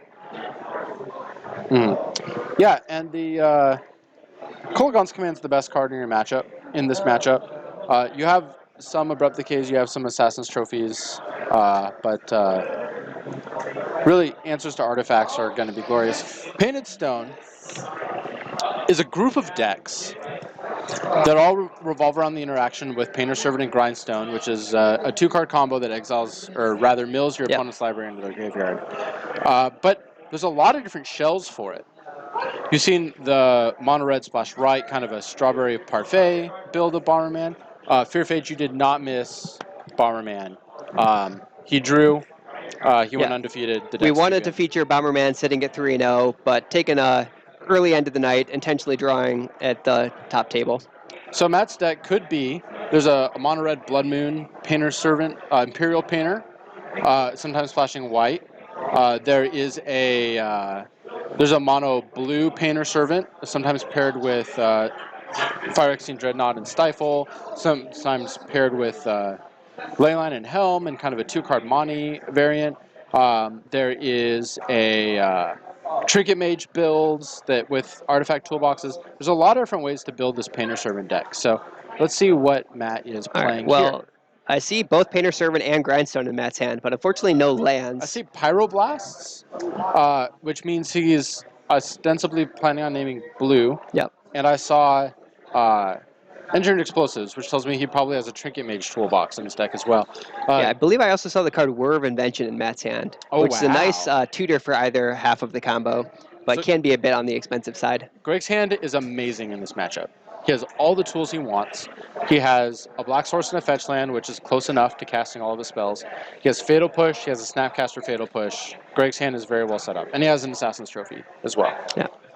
Meanwhile, Matt's 6-card hand has 2 copies of Force of Will and Brainstorm and Ponder for blue cards, but no side of the combo, just a lone Walking Ballista and only 1 island for mana. Yeah, this card's not good. His hand's not good. Okay, he does pitch it. Yeah, Greg's going to eventually need a 3rd land, but he has a Baleful Strix to find it, and he's virtually unkillable until that happens. So yeah, I like Greg's spot here, especially if he's aware of the matchup, and I have to imagine he is. Yeah, Greg's hand, fantastic, even if Matt wasn't taking a mulligan down to 5. But with the mull to 5 on top of it, it's looking very good for Greg in game 1. Crypt there in the middle? Yeah, it looks like Matt's 5-card hand is Brainstorm, Tormod's Crypt, Pyroblast, Mountain, and Island. Well? Or no, that's a Goblin Welder is the red card. So Tormod's Crypt, Brainstorm, Island with 3 cards left. Okay, so I'm smelling some kind of Painter Servant or Trinket Mage nonsense going on here. Yeah.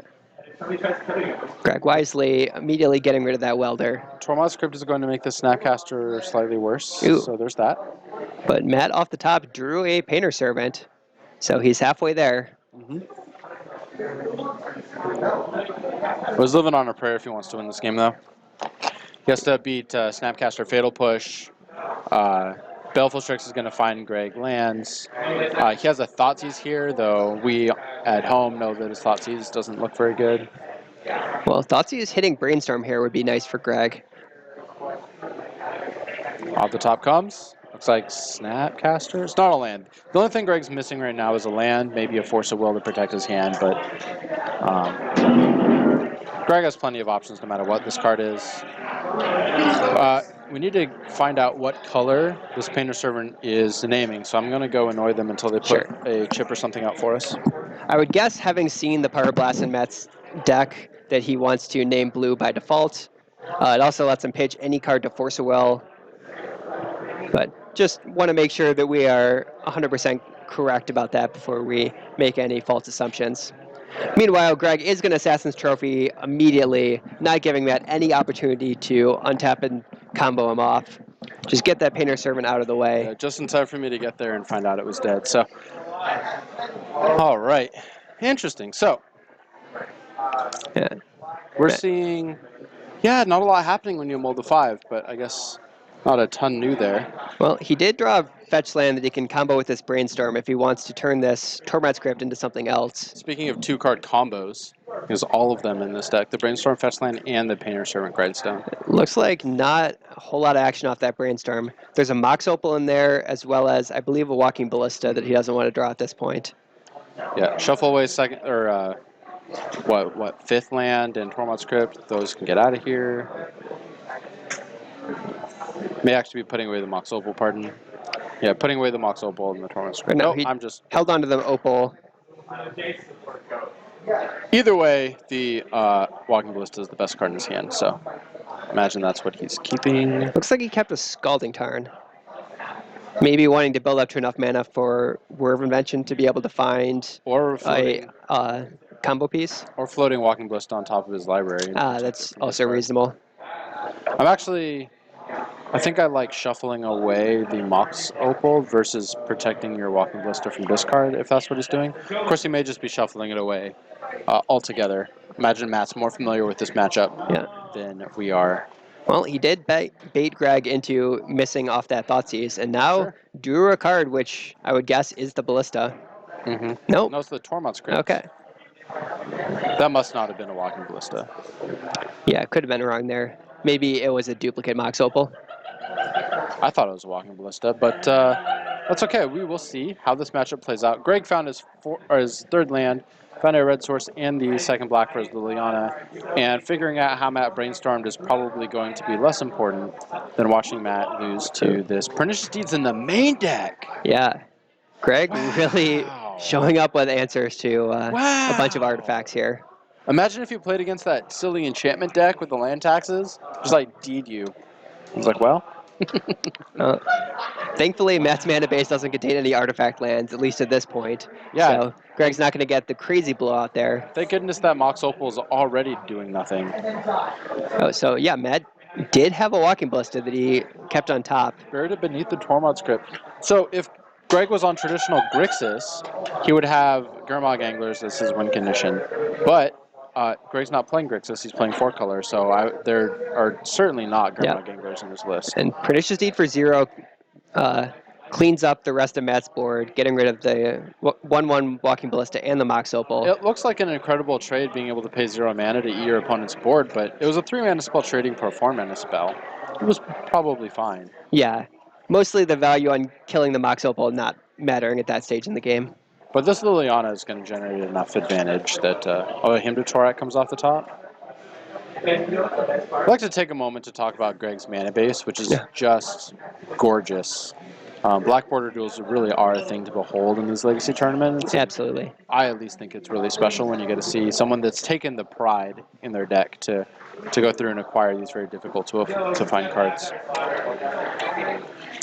All right, Brainstorm off the top from Matt, probably among his best top decks, but starting... Ooh, Academy Ruins. Yeah, and a Pyroblast. So he can now use Academy Ruins to at least get back the Painter Servant, and then after naming red with Painter Servant, Pyroblast can either counter any spell or destroy any permanent. Mm-hmm. So you're shuffling this Brainstorm away. Yep. But still, Matt needs to find a Grindstone to actually complete the combo. And is going to need to fight through double Snapcaster Mage plus I believe Hymn to Torak as the other card in Greg's hand. Sure, interesting. Yeah, Greg's just looking for a way to win the game at this point. Baleful Strix is a pretty anemic clock. Liliana can win the game in 6 turns. So that's an option that Greg has access to if it comes to that. He will win the game. Well, I should say it'll ultimate, so it'll win in like 10 turns. I'm not sure that that's what Greg's plan A wants to be right now. The earlier Tormod's Crypt did get rid of the Fatal Push out of Greg's graveyard. Actually, but there's a Kolaghan's Command that got milled over from the earlier Liliana minus. I was going to say, and that's crucial. Snapcaster looking really nice here.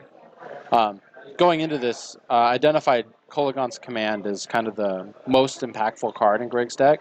So even putting it in his graveyard gives him access to it with these Snapcaster mages in his hand. All right, so it looks like Matt's taking a slightly different approach than we might have expected. I believe he's going for the Walking Ballista. Nope, it's there. There we go. Rather than try to go for the combo with Painter Servant, just going to use Ballista to clear up both these Baleful Strix. I like this. It buys you much more time in the long term. You get to clear off his creatures, and eventually you'll clear off this Liliana. He has Red Blast to protect against Snapcaster Mage, should it come to that. But or Jace. Jace is another thing that Greg's drawing towards here. Just want to press your lead. He has the option to minus Liliana, get back a Baleful Strix, draw another card. He chose to do that the first time he played it. Wouldn't be surprised if he does that again. Yeah, Liliana's made it back up to 3 mana, or to 3 loyalty, so he could minus it again and keep it in play. It's kind of like the world's slowest Phyrexian Arena, but it's an... Okay, so he's going to try to win with Liliana here, it looks like. Well, the problem with this plan is if he's only taking up Liliana for 1 every turn, then Academy Ruins can keep getting back the Walking Ballista. Not at K command your draw step. Yes. So if he has K commands during draw step, it gives you the option to knock the card out of your opponent's hand, as it were. He has to discard before he gets priority in his main phase to cast it. So that beats, if you can find subsequent Kolaghan's commands, that beats Academy Ruins. Yes. He'll draw the Walking Ballista and then be forced to discard it. Leovold, another card very good against Walking Ballista. Yeah. At this stage in the game, each Kolaghan's command that Greg draws is essentially a time walk. And have Tasigur. All right, so no longer has a clock of only 1/1 creatures. This is now basically adding 7 power to the board. And Matt, choosing not to Academy Ruins back the Walking Ballista, gonna instead draw a random card off the top, which was an Aether Spellbomb to bounce the Tasigur. Sure, that's pretty good. So yeah, good draw for Matt there. He does get a draw step. Greg gets another draw from the Leovold trigger, targeting his permanent. But yeah, Tormod's Crypt ended up mattering after all this game. Yeah. Although Greg just has 6 lands to raw dog it without Delve if he wants to. May as well fire off a Ponder, since it's essentially 0 mana if he's planning on replaying the Tasigur this turn. Sure. Same thing with this Brainstorm. Fast lands among the top 3 confirmed, so he gets to put back the lands in his hand. Yeah, it looks like it was a Brainstorm into 3 lands, which might not be what Greg wanted. We knew 2 of them off the Ponder. But yeah. It's going to get to keep taking up this Liliana, replay Tasigur, probably to threaten lethal next turn. Mm-hmm. And the game is won at this point. There's nothing that Matt can draw to come back. He's going to... Walking Ballista doesn't do anything. He can buy some turns with Nil Spell Bombs, with a Leovold trigger. Is going to make sure that Greg is staying ahead of that. At this point, you get to play cards like Tasigur, which I don't think is a very good finisher in decks like this at all. You get to play them because at this point in the game, it doesn't matter how you win the game. Looks like Greg, rather than replaying the Tasigur, is going to Snapcaster Ponder to try to find probably a counterspell at this point to completely seal the game up. Or Fatal Push, something to just make sure that the door is closed. This does mean he's a bit more... Oh, well... Force of Will. Force of Will off the top should completely seal this game up. There we go. Otherwise, Matt might have had the option of, once again, put the Walking Ballista back on top to try to kill all 3 of the 1 toughness creatures. But I think Greg draws 3 cards. Force of Will from Greg, alongside a bunch of Leovold triggers and still having the Liliana in play, meant Greg had that game won pretty much no matter what. So we'll throw Leovold on the screen because this card hasn't seen much play in Legacy since they banned Deathrite Shaman, but I think this is kind of the unsung hero of the check pile deck. This is the main reason I wanted to add green back into the Grixis deck. The value you generate off Leovold is just absurd. Yep. It's an absurd, especially when people are playing Walking Ballistas when people are playing a lot of discard. It's just a very good card right now. But let's go to sideboarding. Matt Saxon reached for Blood Moons. Yes. Blood Moons are really good against the 4-color control deck with exactly 2 basic lands, as it would turn out. Yeah, it looks like 2 Blood Moons and 3 1-mana counterspells as ways to protect it coming out of Matt's sideboard. Certainly all good options there. Greg boarding out a lot of his unfortunate creature removal that doesn't have any good targets. And Yeah, Greg boarded out his edicts, but I have to imagine he's using his pushes here because you do want to have answers to that artifact. Kind of the interesting thing in Blood Moons in deck was the out ramp, which doesn't apply here because Matt has ramp very clearly. We just saw an Ancient Tomb. But if he didn't, he would have to go land, Blood Moon. And at that point, even on the draw, Greg has 2 mana to Erupticate it before he turns all his lands into mountains. So it's, like I said, adding green to the deck gives you a couple more angles to play against Blood Moon. Grixis would have the out of just fetching 2 basics and ignoring it, which is, better. But still, Blood Moon isn't a absolute lights out card unless you can play it on turn 1, which Matt may be able to do. He has Ancient Tomb. Yeah, it is possible for Matt to do this on turn 1, but a lot less consistently than the mono red prison decks or other Ancient 2 Blood Moon decks that might exist in the format. So I'm watching Matt go through his deck, and he has some interesting choices. Looks like he has a main deck Pithing Needle. I also didn't see a Trinket Mage flipping through there, but I did see an Antiquities War. Oh boy. Which is... That's an exciting one. Antiquities. The Antiquities. Which is, a very good card against Grixis. So basically it's an enchantment, it comes down, goes to 1, the turn it comes down, then 2, then 3, and when it goes to 3, you win the game. That's essentially what this card says. It does lose to Pyroblast, but other than exactly that one card, this basically says in 2 turns you win the game. And Matt's deck is equipped to play it before turn 4.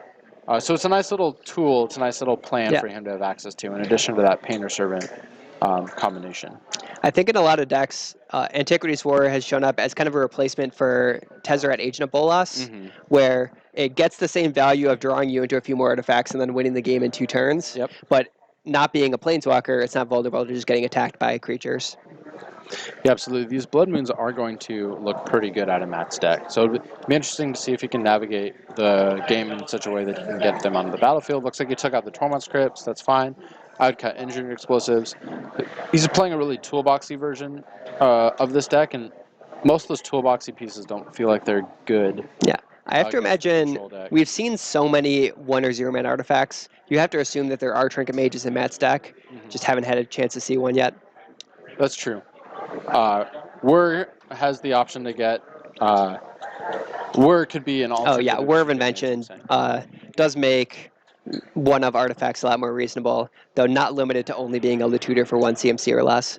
Then out of Greg's sideboard, I don't know. The sideboard, the range of sideboard cards is just too wide out of this 4-color deck. Certainly, Pernicious Deed would be a card I would have expected to be coming in, but we saw that one in Greg's main deck. Actually, main deck. So, looks like Flusterstorms came in out of the all sideboard. sorts of nonsense here. And this looks like a great hand for Greg. Is that double Abrupt Decay as well as Flusterstorm? Yeah, and I believe in a Fatal Push. So really, Greg's not concerned with winning the game, right? He just wants to trade for his opponent's cards. Fetching a non-basic in your Blood Moon deck is interesting. So I wonder if Matt has access to a lot of basic lands in hand or just needs access to both those colors of mana. Either that or maybe knowing that him fetching non-basics might make it more likely Greg chooses not to play around Blood Moon. Finds an Ancient Tomb, chooses to shuffle. Not sure what Matt's looking for here, but it's not mana.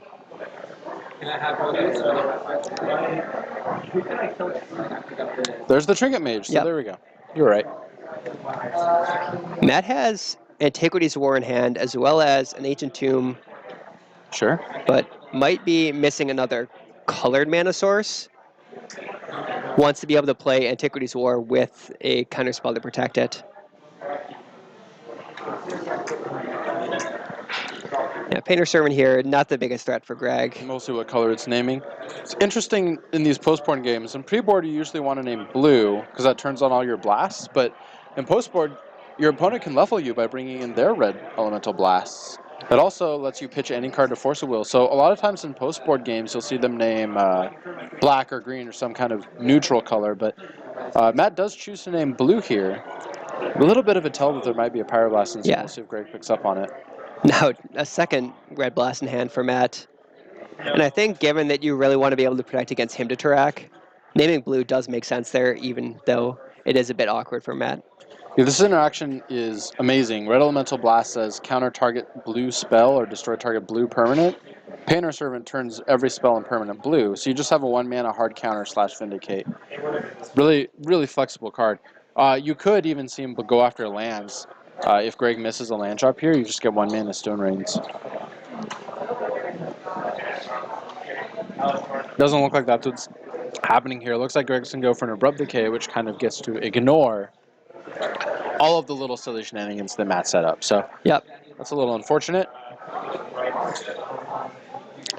But if Greg does blow up this Painter Servant, do you think Matt just uses a Red Blast as a Stone Rain in response? Yeah, I'm blowing up the Underground Sea. All right. It's like, you killed my 1/3, I'll blow up your land. Greg hasn't played a land this... What is happening? I'm not sure what happened there. I think Greg fetched and then went to discard. Wow. Yeah. All right. Interesting. Crucially, he missed his third land drop, so Stone Raid mode looking better and better on these spells. But we didn't want to go shields down on Flusterstorm. Yeah, this also looks like Greg's giving a lot of respect to Blood Moon, where he wants to make sure he has Abrupt Decay mana up at all times in case Matt untaps and plays a Moon. Sure, that's a really heads-up play, but Blood Moon is unclear if it's even good for Matt to play it if he has it, but it's either way better for Matt than it is for Greg. Well, we'll see if Greg ever wants to fetch a basic, and he's choosing not to.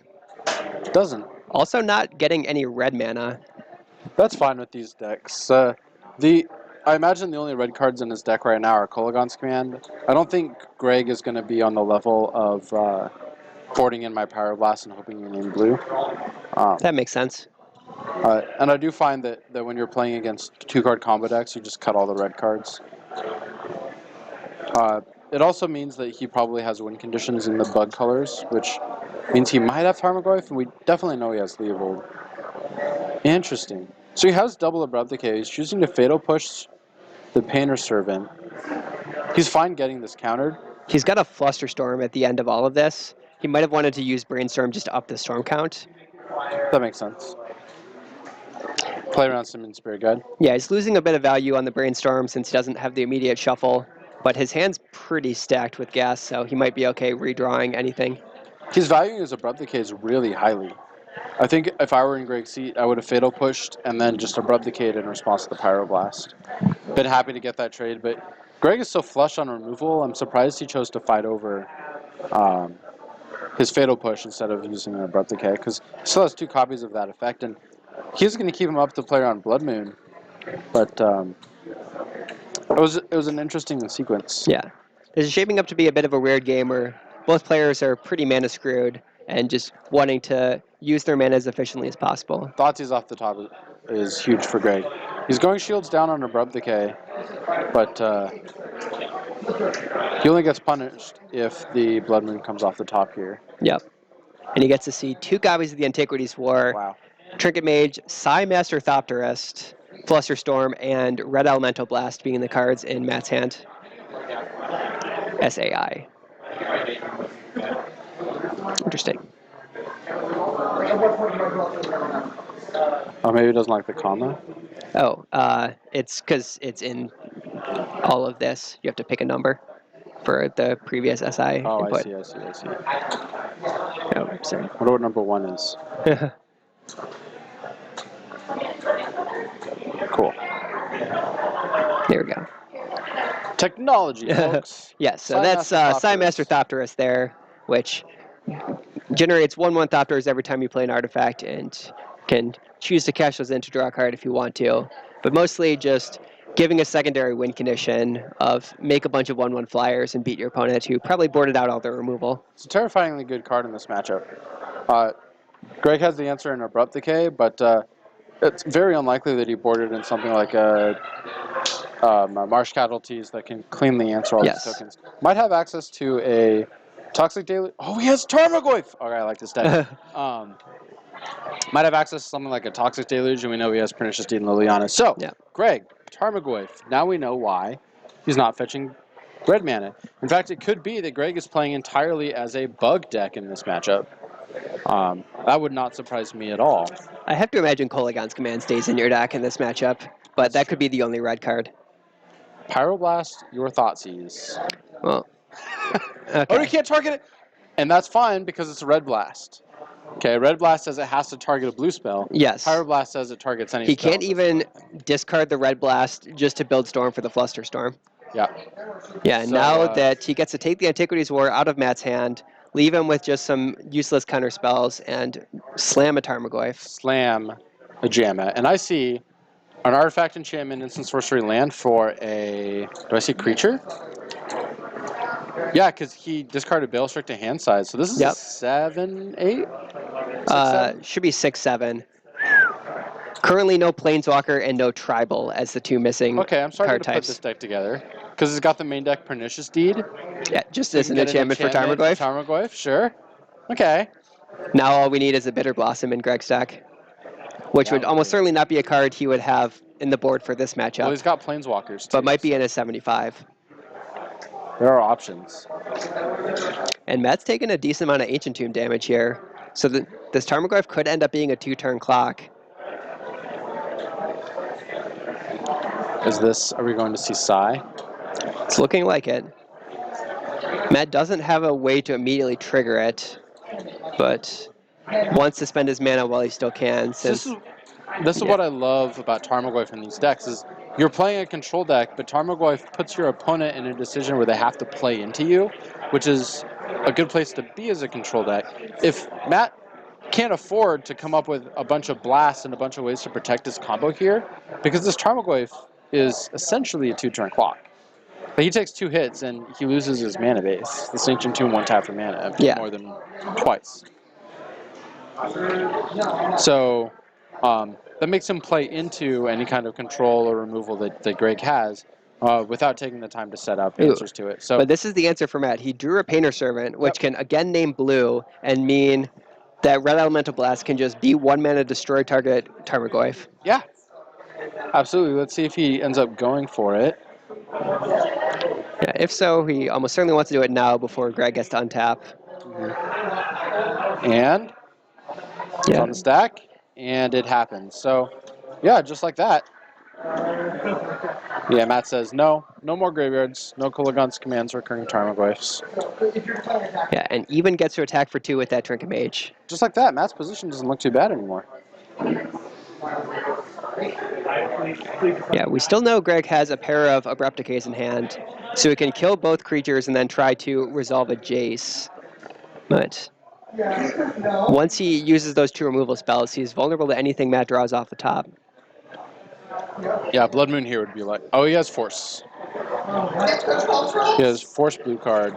And you said he had a Jace. I believe his blue card Snapcaster Mage. Yeah, there's a 4th card in there as well. Yeah, I didn't see all of Greg's hand, but no, he has Force, 2 blue cards, and an Abrupt Decay. Yeah, I believe one of the blue cards is Jace, but I'm not sure what the other one is.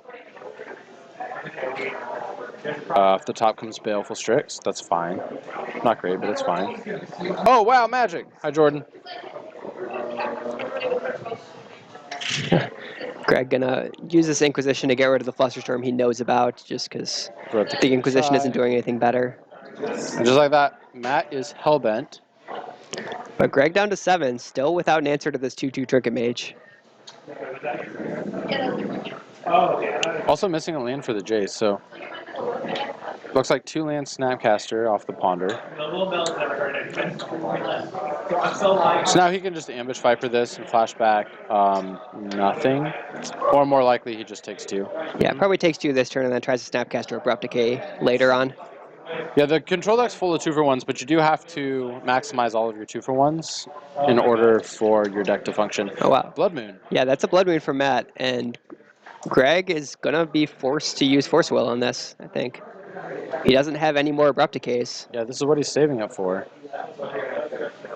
But if he can force the Blood Moon and then play Jace, I think that's going to be enough. The Jace is going to be able to find an answer to the 2/2 before it matters. Can you see the second card next to the Blood Moon? The other card in Matt's hand is a Painter Servant, and he doesn't have enough mana to play both Moon and Painter Servant this turn. The Painter Servant will turn on the Mox Opal. Oh, that's true, yes.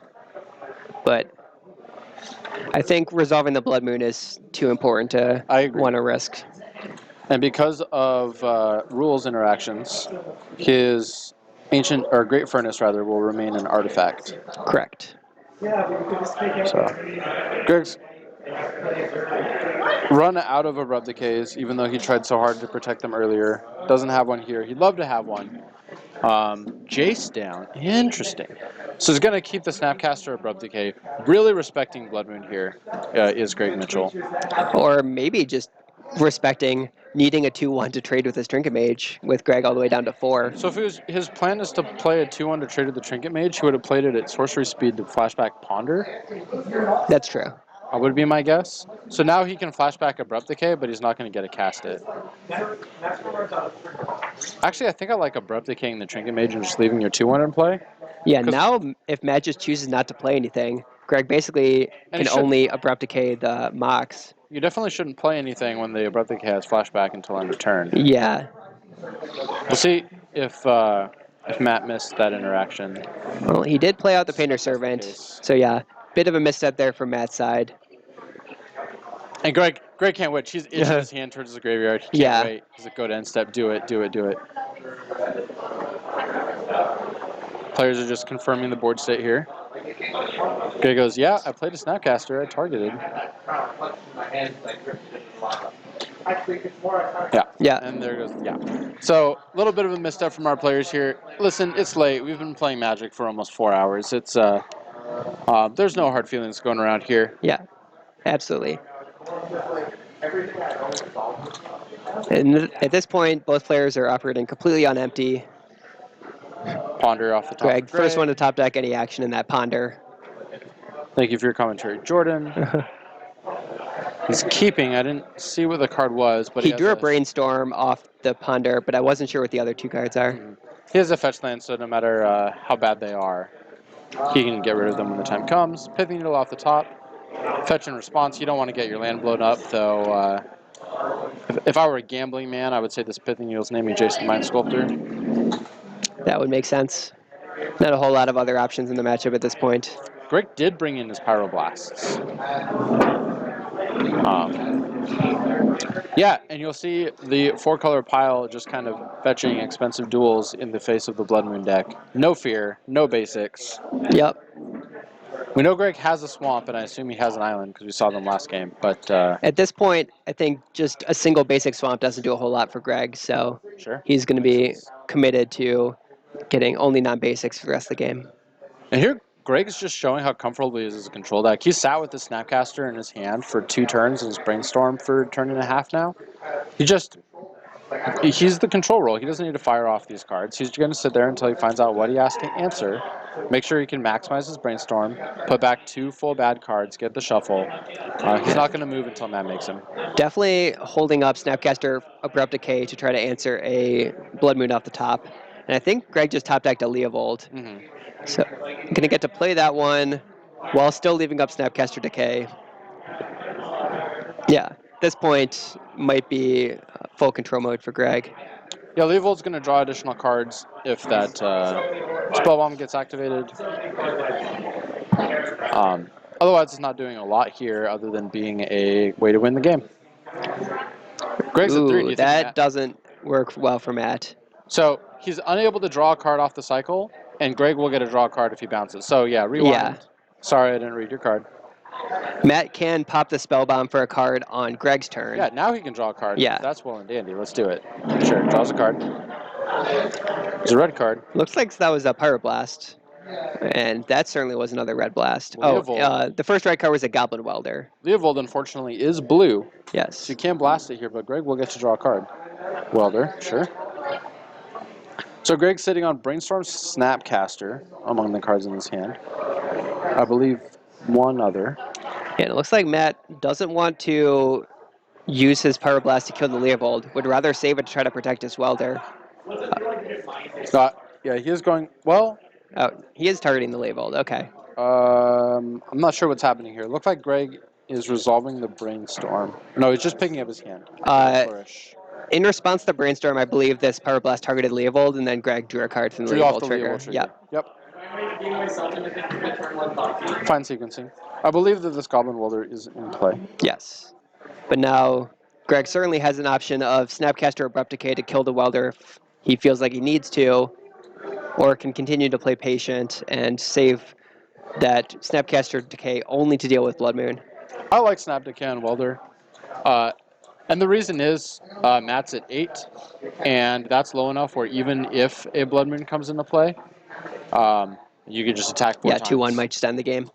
Also, this Goblin Welder represents returning multiple 1/3 Painter Servants to play, and that with Greg sitting at 3 life might actually swing combat in the other direction. So you saw Greg get an Underground Sea, get a dual land, and then change his mind and go back to get an island. I just wanted to point out here, Greg's not respecting Blood Moon. Okay? Yeah. That was not a concession to playing around Blood Moon, I want basic lands. That was a concession to, I'm playing a weird mismatch of fetch lands in my 4-color deck, and they can all get Underground Sea, but they can't all get Swamp. So I'm going to get Swamp to make sure my Mystery Rainforests are still live going forward. Yeah, that's true. Greg should be at 2 life. I think he missed the damage off that fetch there. So if that ends up mattering, we will try to get that corrected. It's possible that the players have the life totals correct in their own method of tracking it and just haven't updated it on the iPad there. Yeah, thank you for that. Thank you for that observation, out. Grindstone! It exists! There is a stone in this Painted Stone deck. Is this Snapcaster for Hardcast Forcewell? Yeah. Indeed it is. Greg is having none of that. Matt's at... Ooh. Well, there you go. Yeah. I guess Matt's getting a Grindstone. So now, if Matt finds a Painter Servant, he has the option to win the game. Maybe. Yeah, Greg's going to attack down to 2, and I think... Looks like Greg's got another Forcewell in his hand. He has to... Greg has a Red Blast in hand, so if Matt drew a Painter Servant and chose to name a color other than blue, I think Matt would be able to win the game. But Matt's draw for the turn was a Trinket Mage that at this point, I'm not sure if that can save him. So Trinket Mage can get Zuran Orb? Well, it gets countered by Power Blast, and that is going to be Greg Mitchell taking down the match here. Yeah, pretty good showing for the 4-color control deck. We saw Blast, but I didn't see any Kolaghan's commands in that main deck there, so... It made a good appearance in game 1 when Greg milled it over with the Liliana -2 just for the Snapcaster Kolaghan's command value. Scavenging Booze, you play White Border Blasts because you like aesthetics in your deck, would be my guess. I'm not sure at all. Yeah, Greg's certainly someone who can afford and choose to put in his deck whatever of the most beautiful version of whatever single card that he wants. We couldn't see with the camera, but I have a suspicion that every card you saw on Greg's side of the board was non-English. That's kind of one of his personal aesthetics. Yep. And Greg also, he and I share the opinion where you play with the old border card if the old borders are available. So something like an Eternal Masters, Pyroblast isn't great, and Ice Age wasn't printed in other languages. So I would imagine that they are white borders so that they can be foreign and old frame. Makes sense to me. But anyway, that is going to wrap up our Legacy Night here at Mox Boarding House in Ballard. Absolutely. Brought you 4 hard-hitting rounds of Legacy, and you got to see some sweet decks. Got to see a land tax. Yeah. The resurrection of the old Parfait deck from a decade ago. I hope you had a good time. Signing off, I'm Christopher Wessel. Yeah, Matt McCullough. And we will see you next time right here, 6:30, for Monday Night Legacy. Yeah, thanks for watching, everyone.